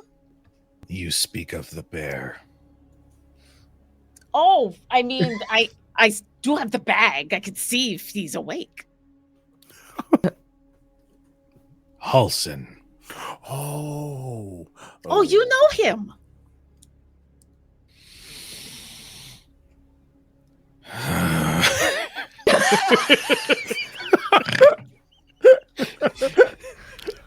The desperate cry of a GM, like, no. I wasn't sure I wasn't sure if that was in character or out, and so I was just gonna stay in the dash. But here we are. All right. Shit. Winnie, with your absurd insight, Mako knows Halsin very well. It's giving womp womp womp. Oh my god. Listen, Halsin is okay, but like let me confirm, like intimately. It's giving What womp, like I was- said. What was the terminology that I had used when we found out that older Ravenguard was Stuppin'? stupping? Stuppin'. Stuppin'. Such a good There is Did they hump? there's it's giving humped. It's giving. It's giving It's giving honeygrams, golden smack. It's giving Not golden smack. We're done. God damn it, PJ. Okay. I mean, he did. Wait. We did know. He did say he followed around a Follows whole the bunch party. of adventurers. Yep. Oh. No, this isn't Tav. Okay. No, this is It did. Halsin. Talking about Halsin. Yeah. No, I'm talking about Mako. Mako is not. Tav exists somewhere in this Tav story. went to Avernus. Right, with Will and with Karlach. Will, yeah, and we know Halsin. He went with his beloved. Yeah, Manny and stepbrother. no! Yeah. The beloved is not Tav. Oh. Now, Oh no! Oh No. No? No, the beloved is Tav. The because he said he beloved went is with his Tav. beloved That's with Yeah, that was my understanding. It was beloved with Karlak and Will to go. Which means no, which means that poor Mako might have been a rebound. That's what I asked. So what I'm asking is really quickly. Oh, I was thinking Mako was happening before Tab. That happened quickly. Okay. We know that Halsin is technically poly. So, but my question is, sorry, we know, we don't. Yeah. Well, I think probably might. Either way, does it seem like this is obviously it was like, what the fuck, Halsin? But it's just like annoyance at Halsin, hatred for Halsin. Shit, I gotta see him again, Halsin. Yeah. What is give vibe? that to our massive insight person over here. What's the level of vibes? We are playing a D&D game, and I love this so much because we are spending resources and energy. We have to know about Halsin's love life.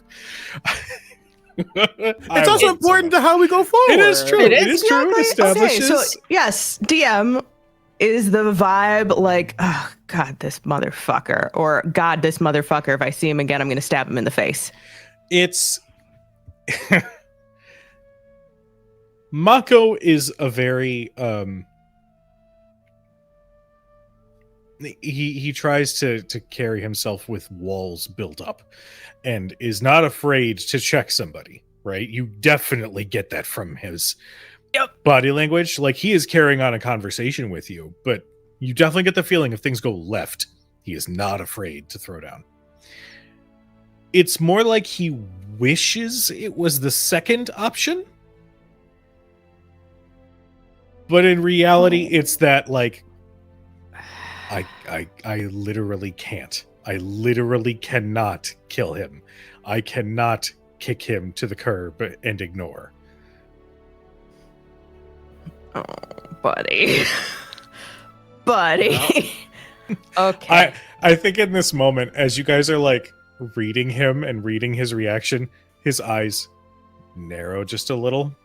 When he's just looking at him and like doing that like big-eyed like deer blink as she like tries to parse out what the deal is, and she realizes that she's staring at him and goes, we don't have to involve the I mean, why not? That would be perfect. No. Maybe we'll talk to Granny and see if perhaps she can assist with with supplies in a way that it is quick and careful and under the radar. Okay. This is when he's rambling roundabout way of saying, "I'm so sorry, I didn't mean to pry. I was just I can't help it." This is Ash's way of not catching any of the things we just talked about for the last 5 minutes.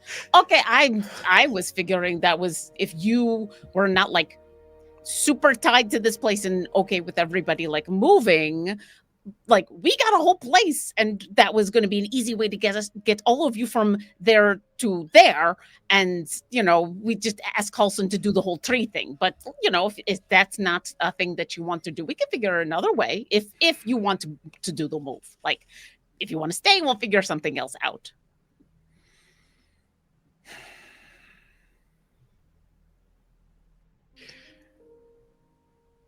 This is not my decision to make. I don't treat Baldur's Gate as my home. And even then, there are some in this number that came from elsewhere. I will have to ask them. But if you promise safety, if you promise a home, then I want to make myself perfectly clear. If that promise is false, if any of them come to harm in choosing to go to this dominion that you have so graciously offered, if we accept this and we are betrayed again, I will kill you. You watch as Udazash stands up incredibly straight and formal and looks very, very serious and says, "You do not know me, but I am from the Fae, and I take hospitality very seriously. And if you accept my hospitality and anything does come to harm you, I would expect you to kill me."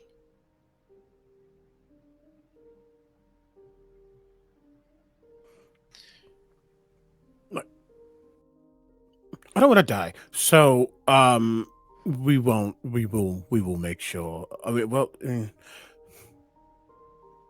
they are. I could have been like this, and I don't want to say like I'm different, but I I got lucky, and I'm going to use that, and the way that I can, so you don't have to worry about us betraying. Now we cannot control the minds of others. Well, um, we cannot. Technically, I can change their minds too. We can't control everything, but we can do what we can to protect those that we have placed in our care. And I mean, effectively, as of now, I feel like you are, well, everyone here is under our care. Sir, at the very least, what we do and what we have been tasked with is dangerous. And I'm not talking about, and when he gestures to like their space and his guards and the people. The other things,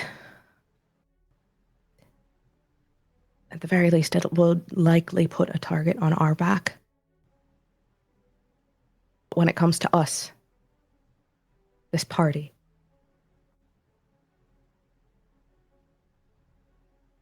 I am Fae as well.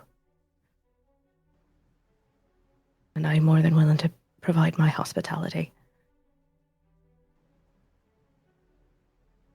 But I cannot account for the random ways of the world.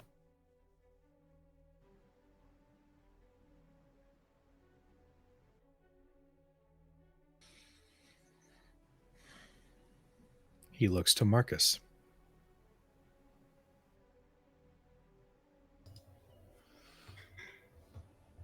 Shoot, old Mako.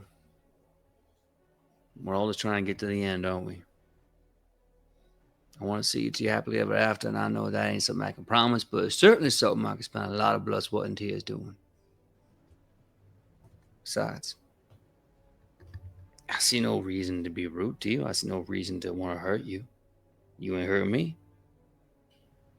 I'm a very simple man, me. I'm just trying to protect me and mine, and that now, according to mine, includes you. Well, congratulations. You got the scariest son of a bitch in 9 hells backing you up, and I ain't looking to fail that anytime soon.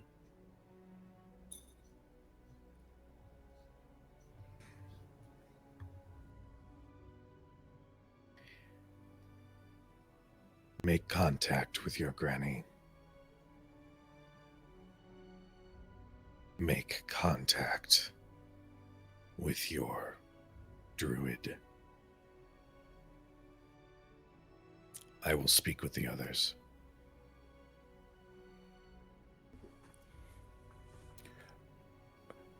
I will say though, so the part about the goddess thing, yeah.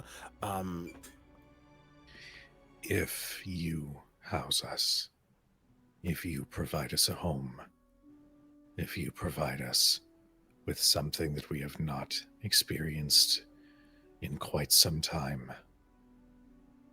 hope. And at this next line, he looks very intently. Then rest assured, the Dragon Queen may come, but you will not stand alone.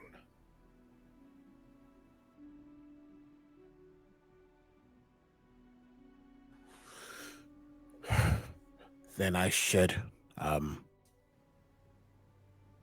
Yep. You see him turn his head as he immediately casts Sending to Granny.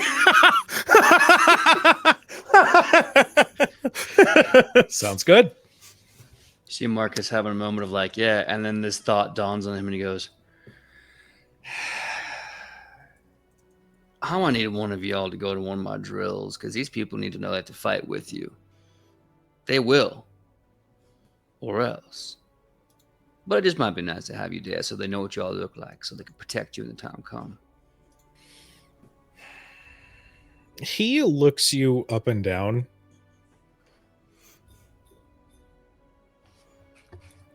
No sword.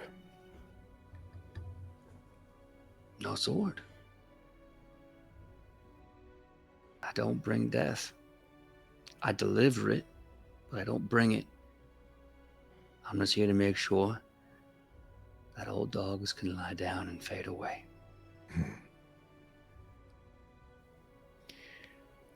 One of these drills that you're offering, it will be to indulge a curiosity to see which unarmed fighter would outfight the other.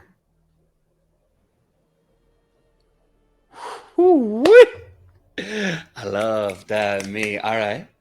Then you come in, we'll have ourselves a nice little good time with some fists. All right? Là, je bon ton roulette, and I look forward to seeing you there, Macon. Bring any one of your friends, trust me. They'll be protected. You do talk a lot, but I think I could get used to it. Of course I talk a lot. What's the point in being quiet? He tries to get me to fight too. So it's Leo, one of these days when we'll work on your 1-2 and give yourself the piecemeal, you'll be winning every fight. I don't need to 1-2 you when I can just 1-2 your brain. Winnie's doing one of these. Master Mako. Is there anyone in your company that requires anything? Healing potions? That is what I can offer in the immediate. If you have potions, I fear us may have failed in coming across a certain crate filled with potions. If you are adept at making some, we would sure accept the help. Do you have any supplies on hand? I can give you what I have in the moment, but as far as making more, it'll take me a little time. It's at this point that at the entrance to this chamber, the woman that you had seen over the campfire sort of peeks in.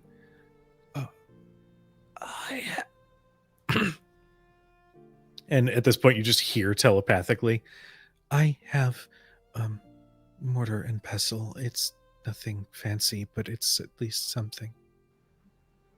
All right. Winnie will look to the rest of the party, nod. I'll be right back then. And she ties back her hair, rolls up her sleeves, and goes into nurse mode. I love that so much. So when he's going to nurse mode, Leo, you're about to cast Sending. Hi. Yes. Casting Sending.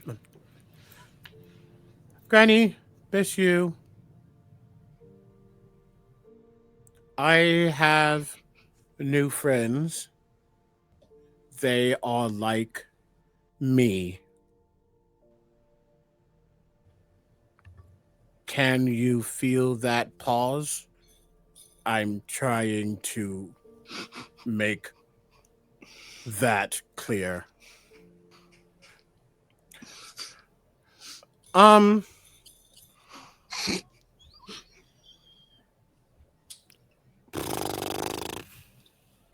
Help? How is a word for sending? How does that even count? At least it's only one. Immediately cast again. Sorry, I got confused. Friends like me to Bastion. Can you help us with supplies? and anything else because you are a awesome, cool mafioso. Suddenly, Buddha's Ash is right next to you. Tell her I can give her some gold. If she needs like some payment or something, I've got some gold. I'm about to use my last third level. I think I'm about to use my last third level. Oh, wait, I've been using the wrong one. Shit. Hold on. I'm using literally the wrong spell slot. Oh, I knew that felt weird. I'm going to use my last third level. Fuck it, we ball. Okay. Also, Utazaj has gold. I technically do too. I also can wait for you to respond first. Love you.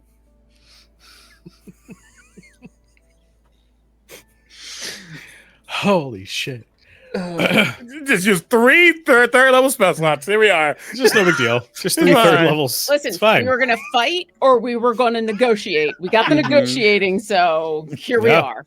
I love that like the character is so bad at sending they have to do it 3 times. Yeah. So funny. That's wild. Yeah. So amazing at everything else except the sending. So good. You hear, "Ooh, more friends. Of course.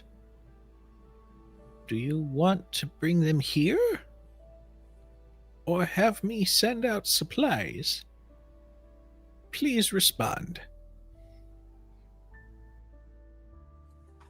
Shit. 4th level. Oh no. Joke's on you, other DMs. You want to drain their resources? Have them have to cast multiple sending spells. Also, for my and just so I'm not saying the wrong thing, we are specifically wanting just to connect the two to try to get them to what's the goal there? I think the easiest thing in the interim is to make sure they have a supply line set up from Granny. Yeah. If they want to leave, it sounds like we would be willing to offer them space in and around the bastion. If they don't want to leave, then we could potentially help them. If they want to stay where they are, we could probably help them find something that is less of a sewer drain and more of like what is left of the Undercity that can be rebuilt. Yeah. Okay. Hi. How is Mishka and Callan? Wait, back on track. Supplies. Many supplies. And maybe talk to transfer information and stuff. But definitely supplies. Yep. Anyway, I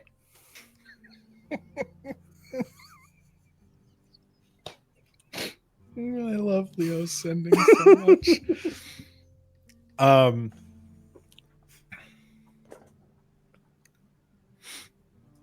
Sure, we can set up supplies.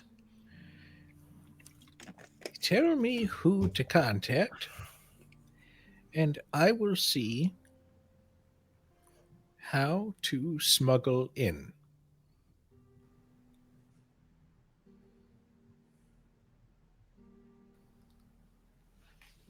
I'm gonna leave it there. she you know what, there was a half moment where it's like, would she attempt to use that last word? No. She'd be like, no, I got the message across. It's literally the point. Yep. Taking this all as a sign that everything's going to be hunky-dory, Marcus is like, well, I think we need to celebrate all this, us, and we do that the best over food. Do you happen to have like a big old pot with like a round metal thing and like some fire? Do you have wood? I can make the fire, and I got some supplies. Figure make a little something for y'all. I'm sure we can find something. Well, alrighty then. And I'm gonna start like getting out some like basic materials and this knife, and I'm just gonna start like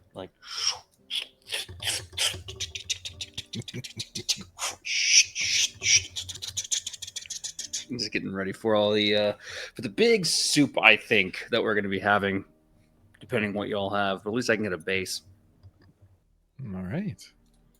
Well, I'll say as you take a moment to think of your plans, what connections to make, what food to craft, we're going to go ahead and take our break. So to everybody in chat, thank you so much for tuning in. We're totally live. We're not. It's pre-recorded. But yeah, stick around. We'll be back in about 10-ish minutes to take bio breaks and do the thing. You should do the same. Take a bio break, get a snack, get some water, take your medicine if you haven't. And we'll see you guys in about 10 minutes. Be right back.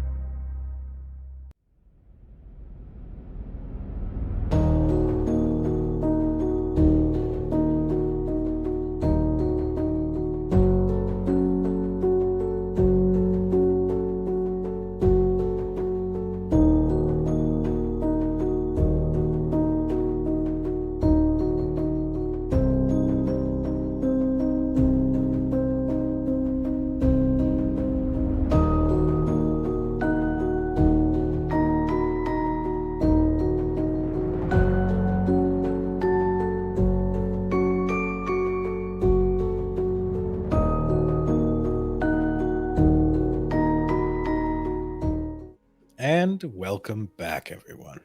So, prior to our bio and popcorn break, our heroes were deciding on how best to support this underground society of those who have been left over from the influence of the Absolute. So, as I understand it, you were initially going to be reaching out about setting up a supply drop and then approaching about them possibly leaving this part of the city. Is that correct? Okay. If they want to. Set up, think about supplies and stuff first. We can figure out the leaving later because there's still a lot of stuff to go on with that. Okay. Yeah. And they might not want to uproot everything. Like, it's not ideal, but like where they are is not ideal, but it could be that they just want to carve something out here. Mm-hmm. We're not going to make them leave. Yeah, supplies, immediate need, and then also supplies, if they do decide to leave, supplies to tide them over until the leaving is figured out, or supplies to then get them long-term to wherever they want to go next, whatever they want to do next. Okay. I will tell you all, just from the following few minutes of being around, you can see that there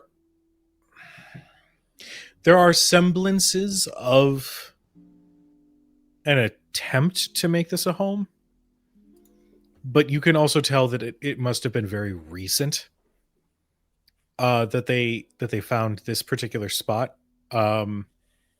And everybody seems to have their things pretty much within arm's reach should it be time to get up and go. I will tell you, as Mako, well, it's the funny thing. Mako said he's going to speak with everybody. And Mako doesn't leave the room. He is gesticulating a little bit with his hands, kind of moving his head a little bit. And Leo, you are familiar enough with your own abilities to recognize he is talking with them telepathically, all at the same time. And it takes a few minutes, but eventually he'll approach Leo as Marcus is cooking, as Winnie is helping with potions. Udazash, what are you doing at this time? Udazash is feeling like unsure what to do, to be honest. I think she's following people around looking to try to help. Because no one needs to be killed at the moment. And so I think it's a lot of like, Marcus, you need any help? No, I can't add poison to that. Winnie, do you need any help? No. And so so I think she ends up following Leo like a puppy. Like, what do you need? Oh, I love the juxtaposition. I was going to say, as he comes over and, hey, Udazash. Yeah.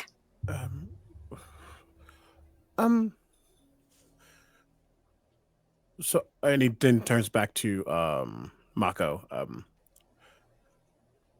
I don't want to gloss over the dragon goddess thing. It's somehow we are. I feel like I can trust you, and that is actually really hard for me to do at times. So, but what we're facing is a lot, and something you can help with, I guess, while we are just preliminary stuff. His eyes glow slightly, and hovering, illusory. But hovering in front of the three of them will be one of the lanterns. Have you seen any of these? We need to destroy all of them. Yes. We have seen 2 instances of these in the city. Do you know what they are, or have you just seen them? I'm familiar. Do you know how many people are trapped inside of them? Well, the first time we saw one was a number of months ago. You have to understand, I would have instructed them to take it so that we may lay those to rest. But to do so would have put my people in the line of fire. I had to think of them first. There were a few in that one. The other was empty. We saw it near Gortash's mansion. How long ago was that?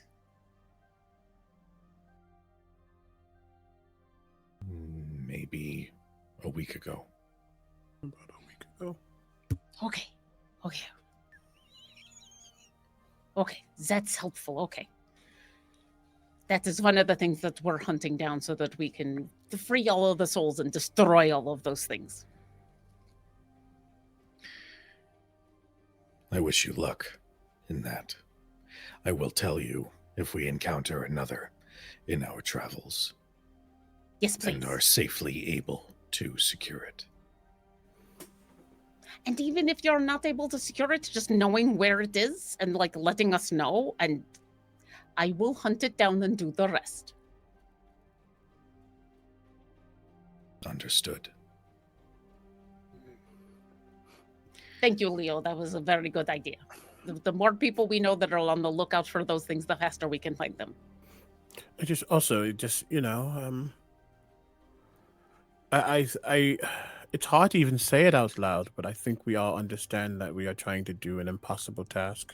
Not impossible, but it's a big one. So I just wanted you, if you're willing to help us, as not like payment or anything like that, but like, if you're willing to help, just what to expect, because I didn't know that I would go from being the child of one of the ladies of Baldur's Gate to suddenly becoming one of the people to try to kill Tiamat.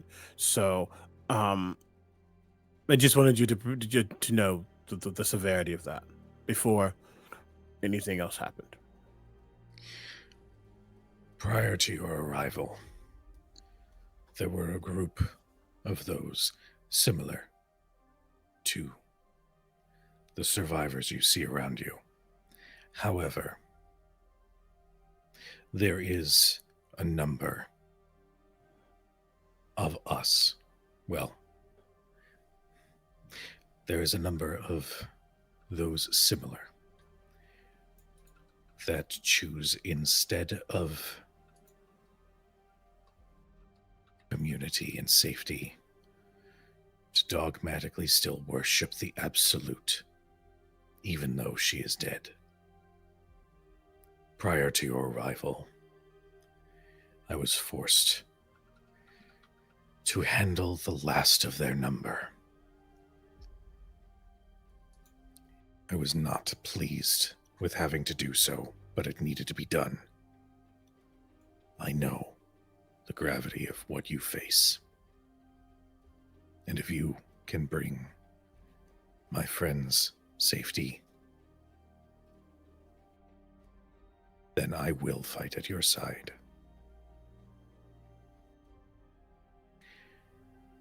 That being said, and at this point he is going to turn and look at Marcus, you should know that he is waiting for you. He who?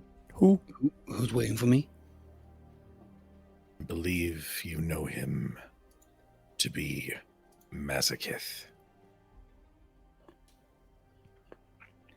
Oh. Times change, mon frere. I can't wait to see him again. Where's he waiting for me? Gortash's manor. Oh, like you need to give me more than one reason to go back to that nerd's house. I'll go back there with force. Thank you. Just be aware. Nerd. Yeah, he's kind of a shitty haircut. Knows too much about like law and stuff. Like, yeah, no, his haircut is kind of bunk. He's got a okay. Can I swear he's got a fuck ass bob? The man's got a fuck ass bob. I'm sorry. Anyway, Pardon me while I look at the Hero Forge design. Did I give him a bob? I'm suddenly It's like picturing Guy feather Gardner for and- some reason as the God. mole. I'm a huge GL fan. And yeah, no, guy had a fuck ass bob for a long time. Mushroom cut, but still, it was not good. Bowl cut, whatever. You should be aware, Marcus. He means to confront you alone. He knows who you travel with. If you all go in force, his thoughts have made it abundantly clear that it will be a trap. But if it's just you, then perhaps chaos will be limited.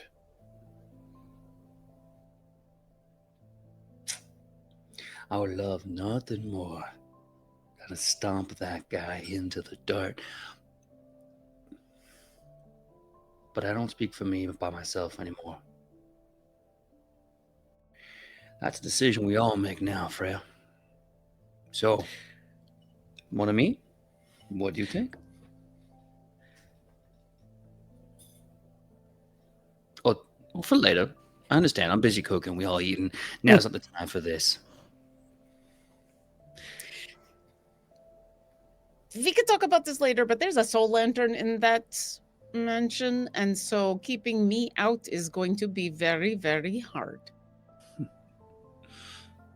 I would imagine there's not a lot of traps or Uri can't get by. Especially from about 120 feet away. Also, why is it that us not going means there will be no traps? He wants to fight me one-on-one. He wants to kill me with his bare hands. He knows that if it's 4 against 1, he can't win. If it's 1-on-1, he got a shot. It's just a game.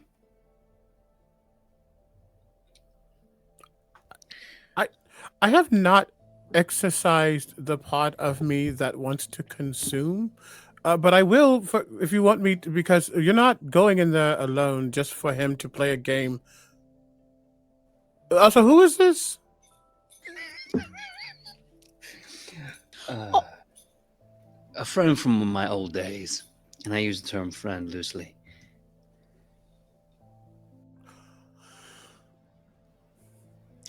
Is there a reason you are supposed to meet him one-on-one? Is this a thing that people from Avernus do? Is there some kind of curse or magic or some... I mean, I have encountered faithings and where you need to do this, because if it is just some weird honor thing, then... No, Mazakith, Anna, they don't know each other. But if I may be so bold as to try and shed some light on the situation, mon ami, you ever had a rock in your shoe? And as you walked step by step, day by day, that rock just clamming around that boot, just giving you all manners of pain, just, it may be not killing you, but killing you slowly because it's there, causing you hurt. See, Mazakith, he's the kind of guy who's got a lot of rocks in his shoes. And I'm one of them. And just so happens to be kind of a lucky thing because he's one of the rocks in mine. Does he need new shoes? I can just use my card to get him some. He ain't got a soul for you to put a shoe in. Don't you worry about that, none, Leo. Wait, Marcus, I understand your metaphor, but remember, I do not wear shoes. He looks up and he's just like... But I get what you are saying. No, it's okay. Kiski said, it don't even matter none. We know what we're doing. We know who he is and what we're going to do about it. Just if we're going to go in there into a trap, it's probably best to be aware that we are willingly going into a trap. Oh, always. Why are we going into a trap? Winnie says as she wanders up, like wiping component bits off of her hands. There's like ink and aloe vera gel or something. Now, Maziketh is in Gortash's manor, and Maziketh thinks that by making it all full of traps, it means that the three of us will not come with Marcus, and so he can just fight Marcus one-on-one. He's out of his fucking mind then. That is what I said, except nowhere near as eloquently. I was just confused. I don't know this person, but I guess if this like something for like your, I don't if it's like a infernal thing or contract or whatnot. I don't understand all of that, but like Maserati can kick rocks. I don't want Maserati. I do not know this person very well, but all I really need to know is he was someone who was carrying around one of those soul lanterns and trying to get a whole bunch of souls in it. Also, he's the one that I have all of his stuff on this hanky for.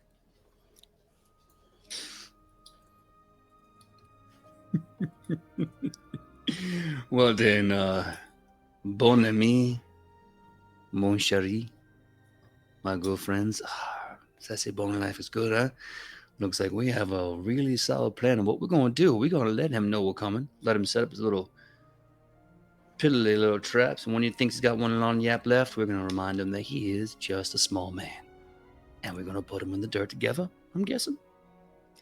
Well, we are not letting him know we are coming. Why would we let him know we are coming? I mean, if he's giving these ultimatum, I assume he's got some way of finding out. Well, before we go, and he looks back to Mako, unless we should probably make sure. Sorry, we had. To be fair, we didn't know this. We were going to come here. We just saw us doing us things, and we probably should. We don't have much light out left, and we have some other things we have to do. Yeah, we're not doing this today, and then when we do it, we're not giving him a heads up. And so if he doesn't figure it out, then that's on him. Well, unrelated, but I feel that you should know.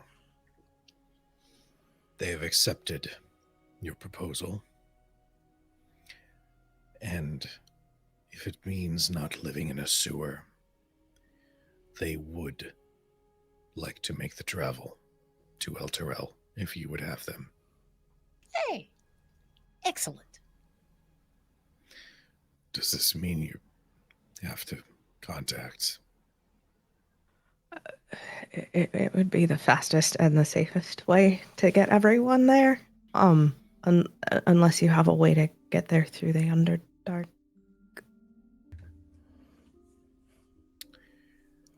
Or we could go get a bunch of horses, but I only have 2.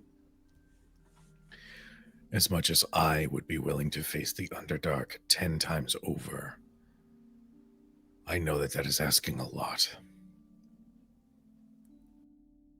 When he looks appropriately sheepish. Contact him. Mm-hmm. Yeah, we have the what is it? It's a fucking wand, isn't it? Hmm? Yes. Yeah. You have the wand.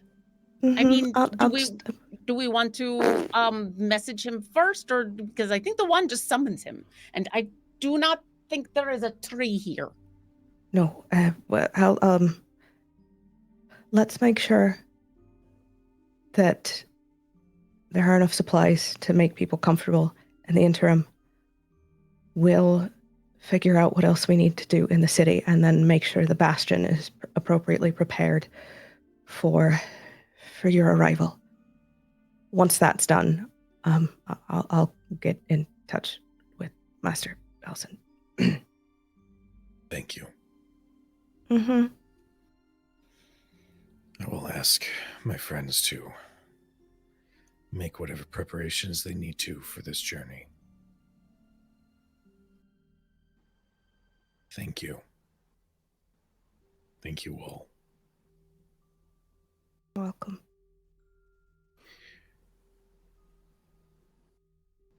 He's going to turn to Leo. It unnerves you.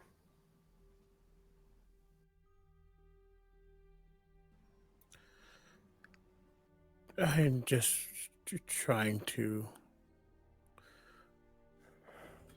It's been a journey trying to figure all of this, so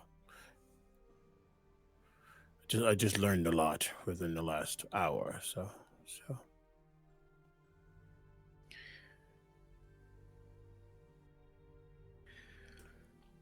It is difficult sometimes to quiet the voices in your head. They scream, they cry, they laugh. Knowing what everyone is thinking at any given moment is both beautiful but mostly terrifying. Factor in something else riding along with you and having access to abilities that you didn't have before. I understand. But I can tell you, it is not a wizard's tome. It is not will made manifest from a sorcerer. It is not conversing with the plant life around us. What we do is manifested by our ego. It is our mind.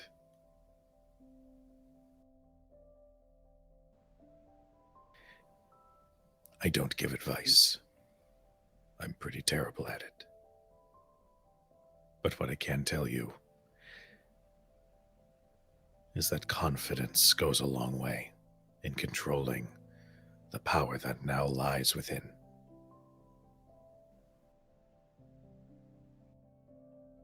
You are far more capable than you realize.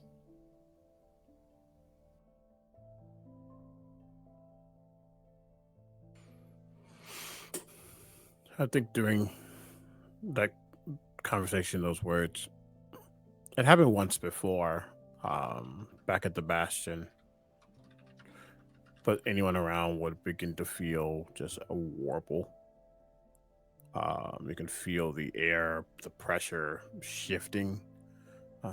Not super uncomfortably, but enough. There's definitely a difference you can feel when something's pressed against you, and almost encompassing. But just as you feel it, it also retracts back in.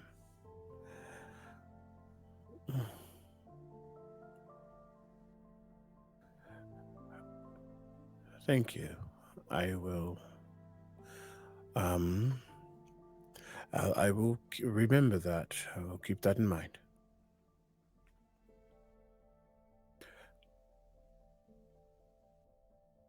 Apparently, I blacked out and something talked for, but I guess I'll have to unpack that later.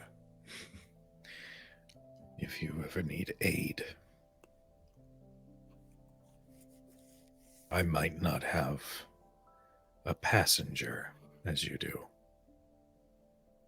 but I do have abilities that might make the conversation simpler.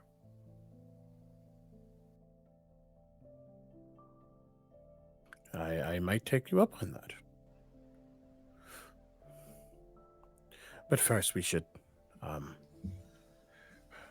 we'll let Grady do her job, do what she does best, and we will go finish some things upstairs, up above, and then we'll go from there. Oh, I also have family dinner tomorrow. You're not invited. You're not invited, but my mother. It's a long story. I am quite pleased to not have been invited. I now realize how bad that sounds. I'm sorry. I did not mean it that way. I just didn't want you to think that you could. No, let me clarify. I am actually pleased to not have been invited. Oh, okay, good, because I felt bad. I felt like I wasn't being hospitable. You've been nothing but hospitable. I don't do surface dinners. I don't meet mothers. I don't do the trivial acts of...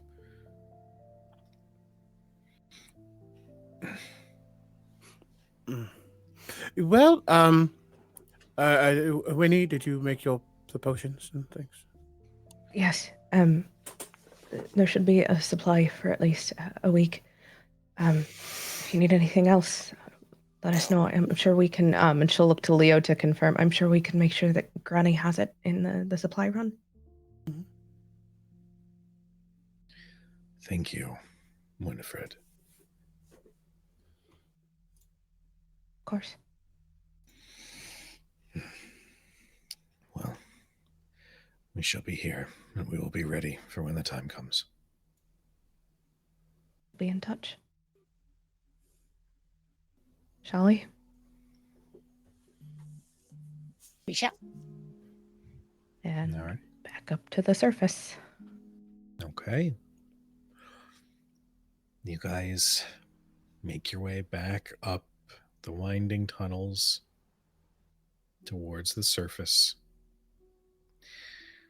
And as you finally climb out of one of the sewer caps, you're still in the lower city, but now you're just outside of one of the seediest bars in Baldur's Gate. And even though it's raucous, even though you hear the sounds of chairs being smashed and laughter and shouting and all manner of chaos, that first breath of fresh air,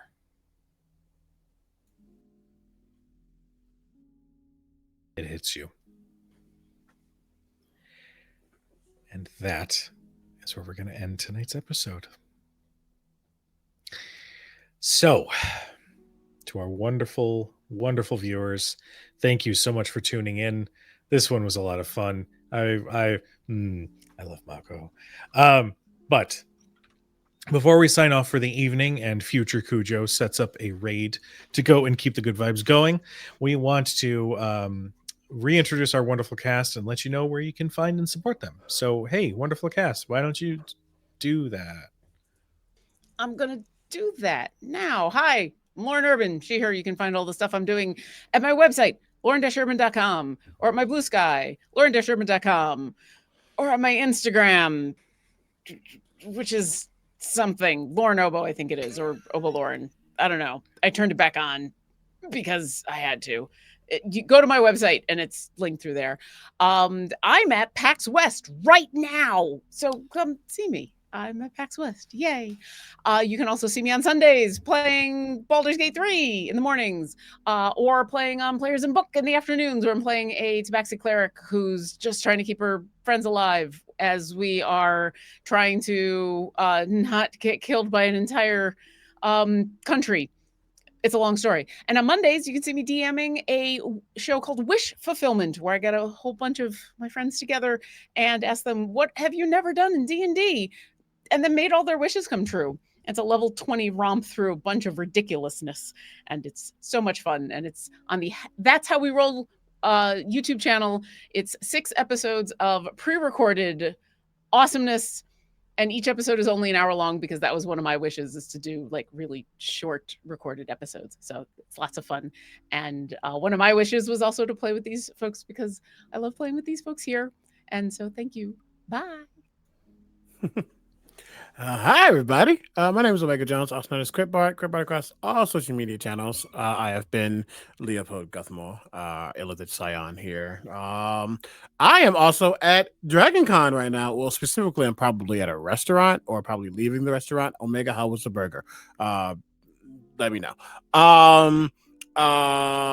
Where you can find me many different places. On Tuesdays, you can find me on twitch.tv/surfeffers for Terraform, where I play a goblin alchemist trying to make bombs, potions, and many other things to save the world. On Thursdays, you can find me over on twitch.tv/Captain Robert for Vecna Eve of Ruin, where I play Isaiah, the gunslinging radiant necrotic vampire who's just trying to kill Strahd and other things. Fridays, obviously, here. And Saturdays on twitch.tv/surfeffers again for Bayonet, where I play a martyr, and that's quite literally the class I am playing, and it is chaos. It's not chaos, it's actually really, really cool. He's dad. White man, but he's dad. And that's really that's what I got. Hi, hello, good time zone, folks. You can call me Laura or Tutu or Laura Tutu. You can find me all over the internet, usually as some iteration of _ Laura Tutu, or you can check out my website, lauratutu.com, to see all of the things I'm doing, all of the vampire I'm playing, all of the D&D that I'm playing, all of the burlesque that I'm doing. Speaking of, if you're going to be in the Chicagoland area, October 24th and 25th, you're going to want to check out Théâtre de Vampire, Festival de Vampire. It's vampires pretending to be humans, pretending to be vampires. And you can get your tickets from vampshy.com. Hello, everyone. My name is PJ McGaw, and you can find me all over the internet at PJ McGaw. If you see the bearded face, you're in the right place. So you can also check me out on TikTok. I've been trying to do some more Pathfinder 2nd Edition centered content. So if you want to learn how to build characters, or if you have any questions, or see some fun motivational things, go ahead and check that out. Also, I think when this is going live, I will be packing because I will be moving to San Diego to officially be the community coordinator for the board games division of Upper Deck. And I'm extremely excited, and I'm very, very grateful and very lucky. Other great things. There's so many shows that I will be producing, so many TTRPGs I'll be writing. If you want all the details, please, again, go back to my socials and look that up, as well as other conventions that I will be doing. It's going to be a lot because I've been on the call with Mysticon, and I'm probably going to do a lot of stuff with Mysticon as well. So if you're in San Diego for Mysticon, please come say hi. But until then, Cujo, take the ball.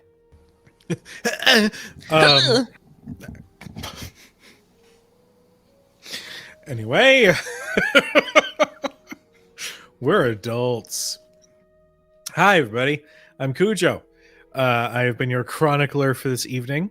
You can find me all over the places, either Cujo Plays Games for my personal ramblings and occasional wrestling content, which is going to be wrapping up soon. It's going to be real sad, but it's been a fun 14-year-long ride. Or you can follow Critic Chronicles for official show updates, announcements, that sort of thing. Speaking of announcements, I feel like it's okay to say this. There's going to be more than a few coming here soon. So please keep your eyes on the socials because shit's about to get insane. There's going to be a new show announcement. There's going to be another announcement that I don't even think I can really say anything about just yet. But future Cujo will know about it because it will be anyway. Just look at the socials. Look at the social media. You'll find out all the crazy things that Crit Hit is going to be up to. So Tuesdays are open again now that Bitten, our Daggerheart campaign, is done. But be prepared because something else is going to take its place. Thursdays, you can check us out for Tales of the Valiant, sponsored by Kobold Press. Thank you, Kobold Press and the Kobold Creates project for the sponsorship. Fridays, you found us. It's Shadows over Baldur's Gate. Oh my god, it's crazy. And there's other stuff. Just go follow my stuff, and the stuff will be there. Do you like how I did that? So good. I aced it. High five. Okay. Stuff and things and things and stuff. Stuff and things and things and stuff. But to everybody who tuned in, thank you so much. You are loved. You're appreciated. We'll see you guys next time. Good night, everybody. Bye-bye.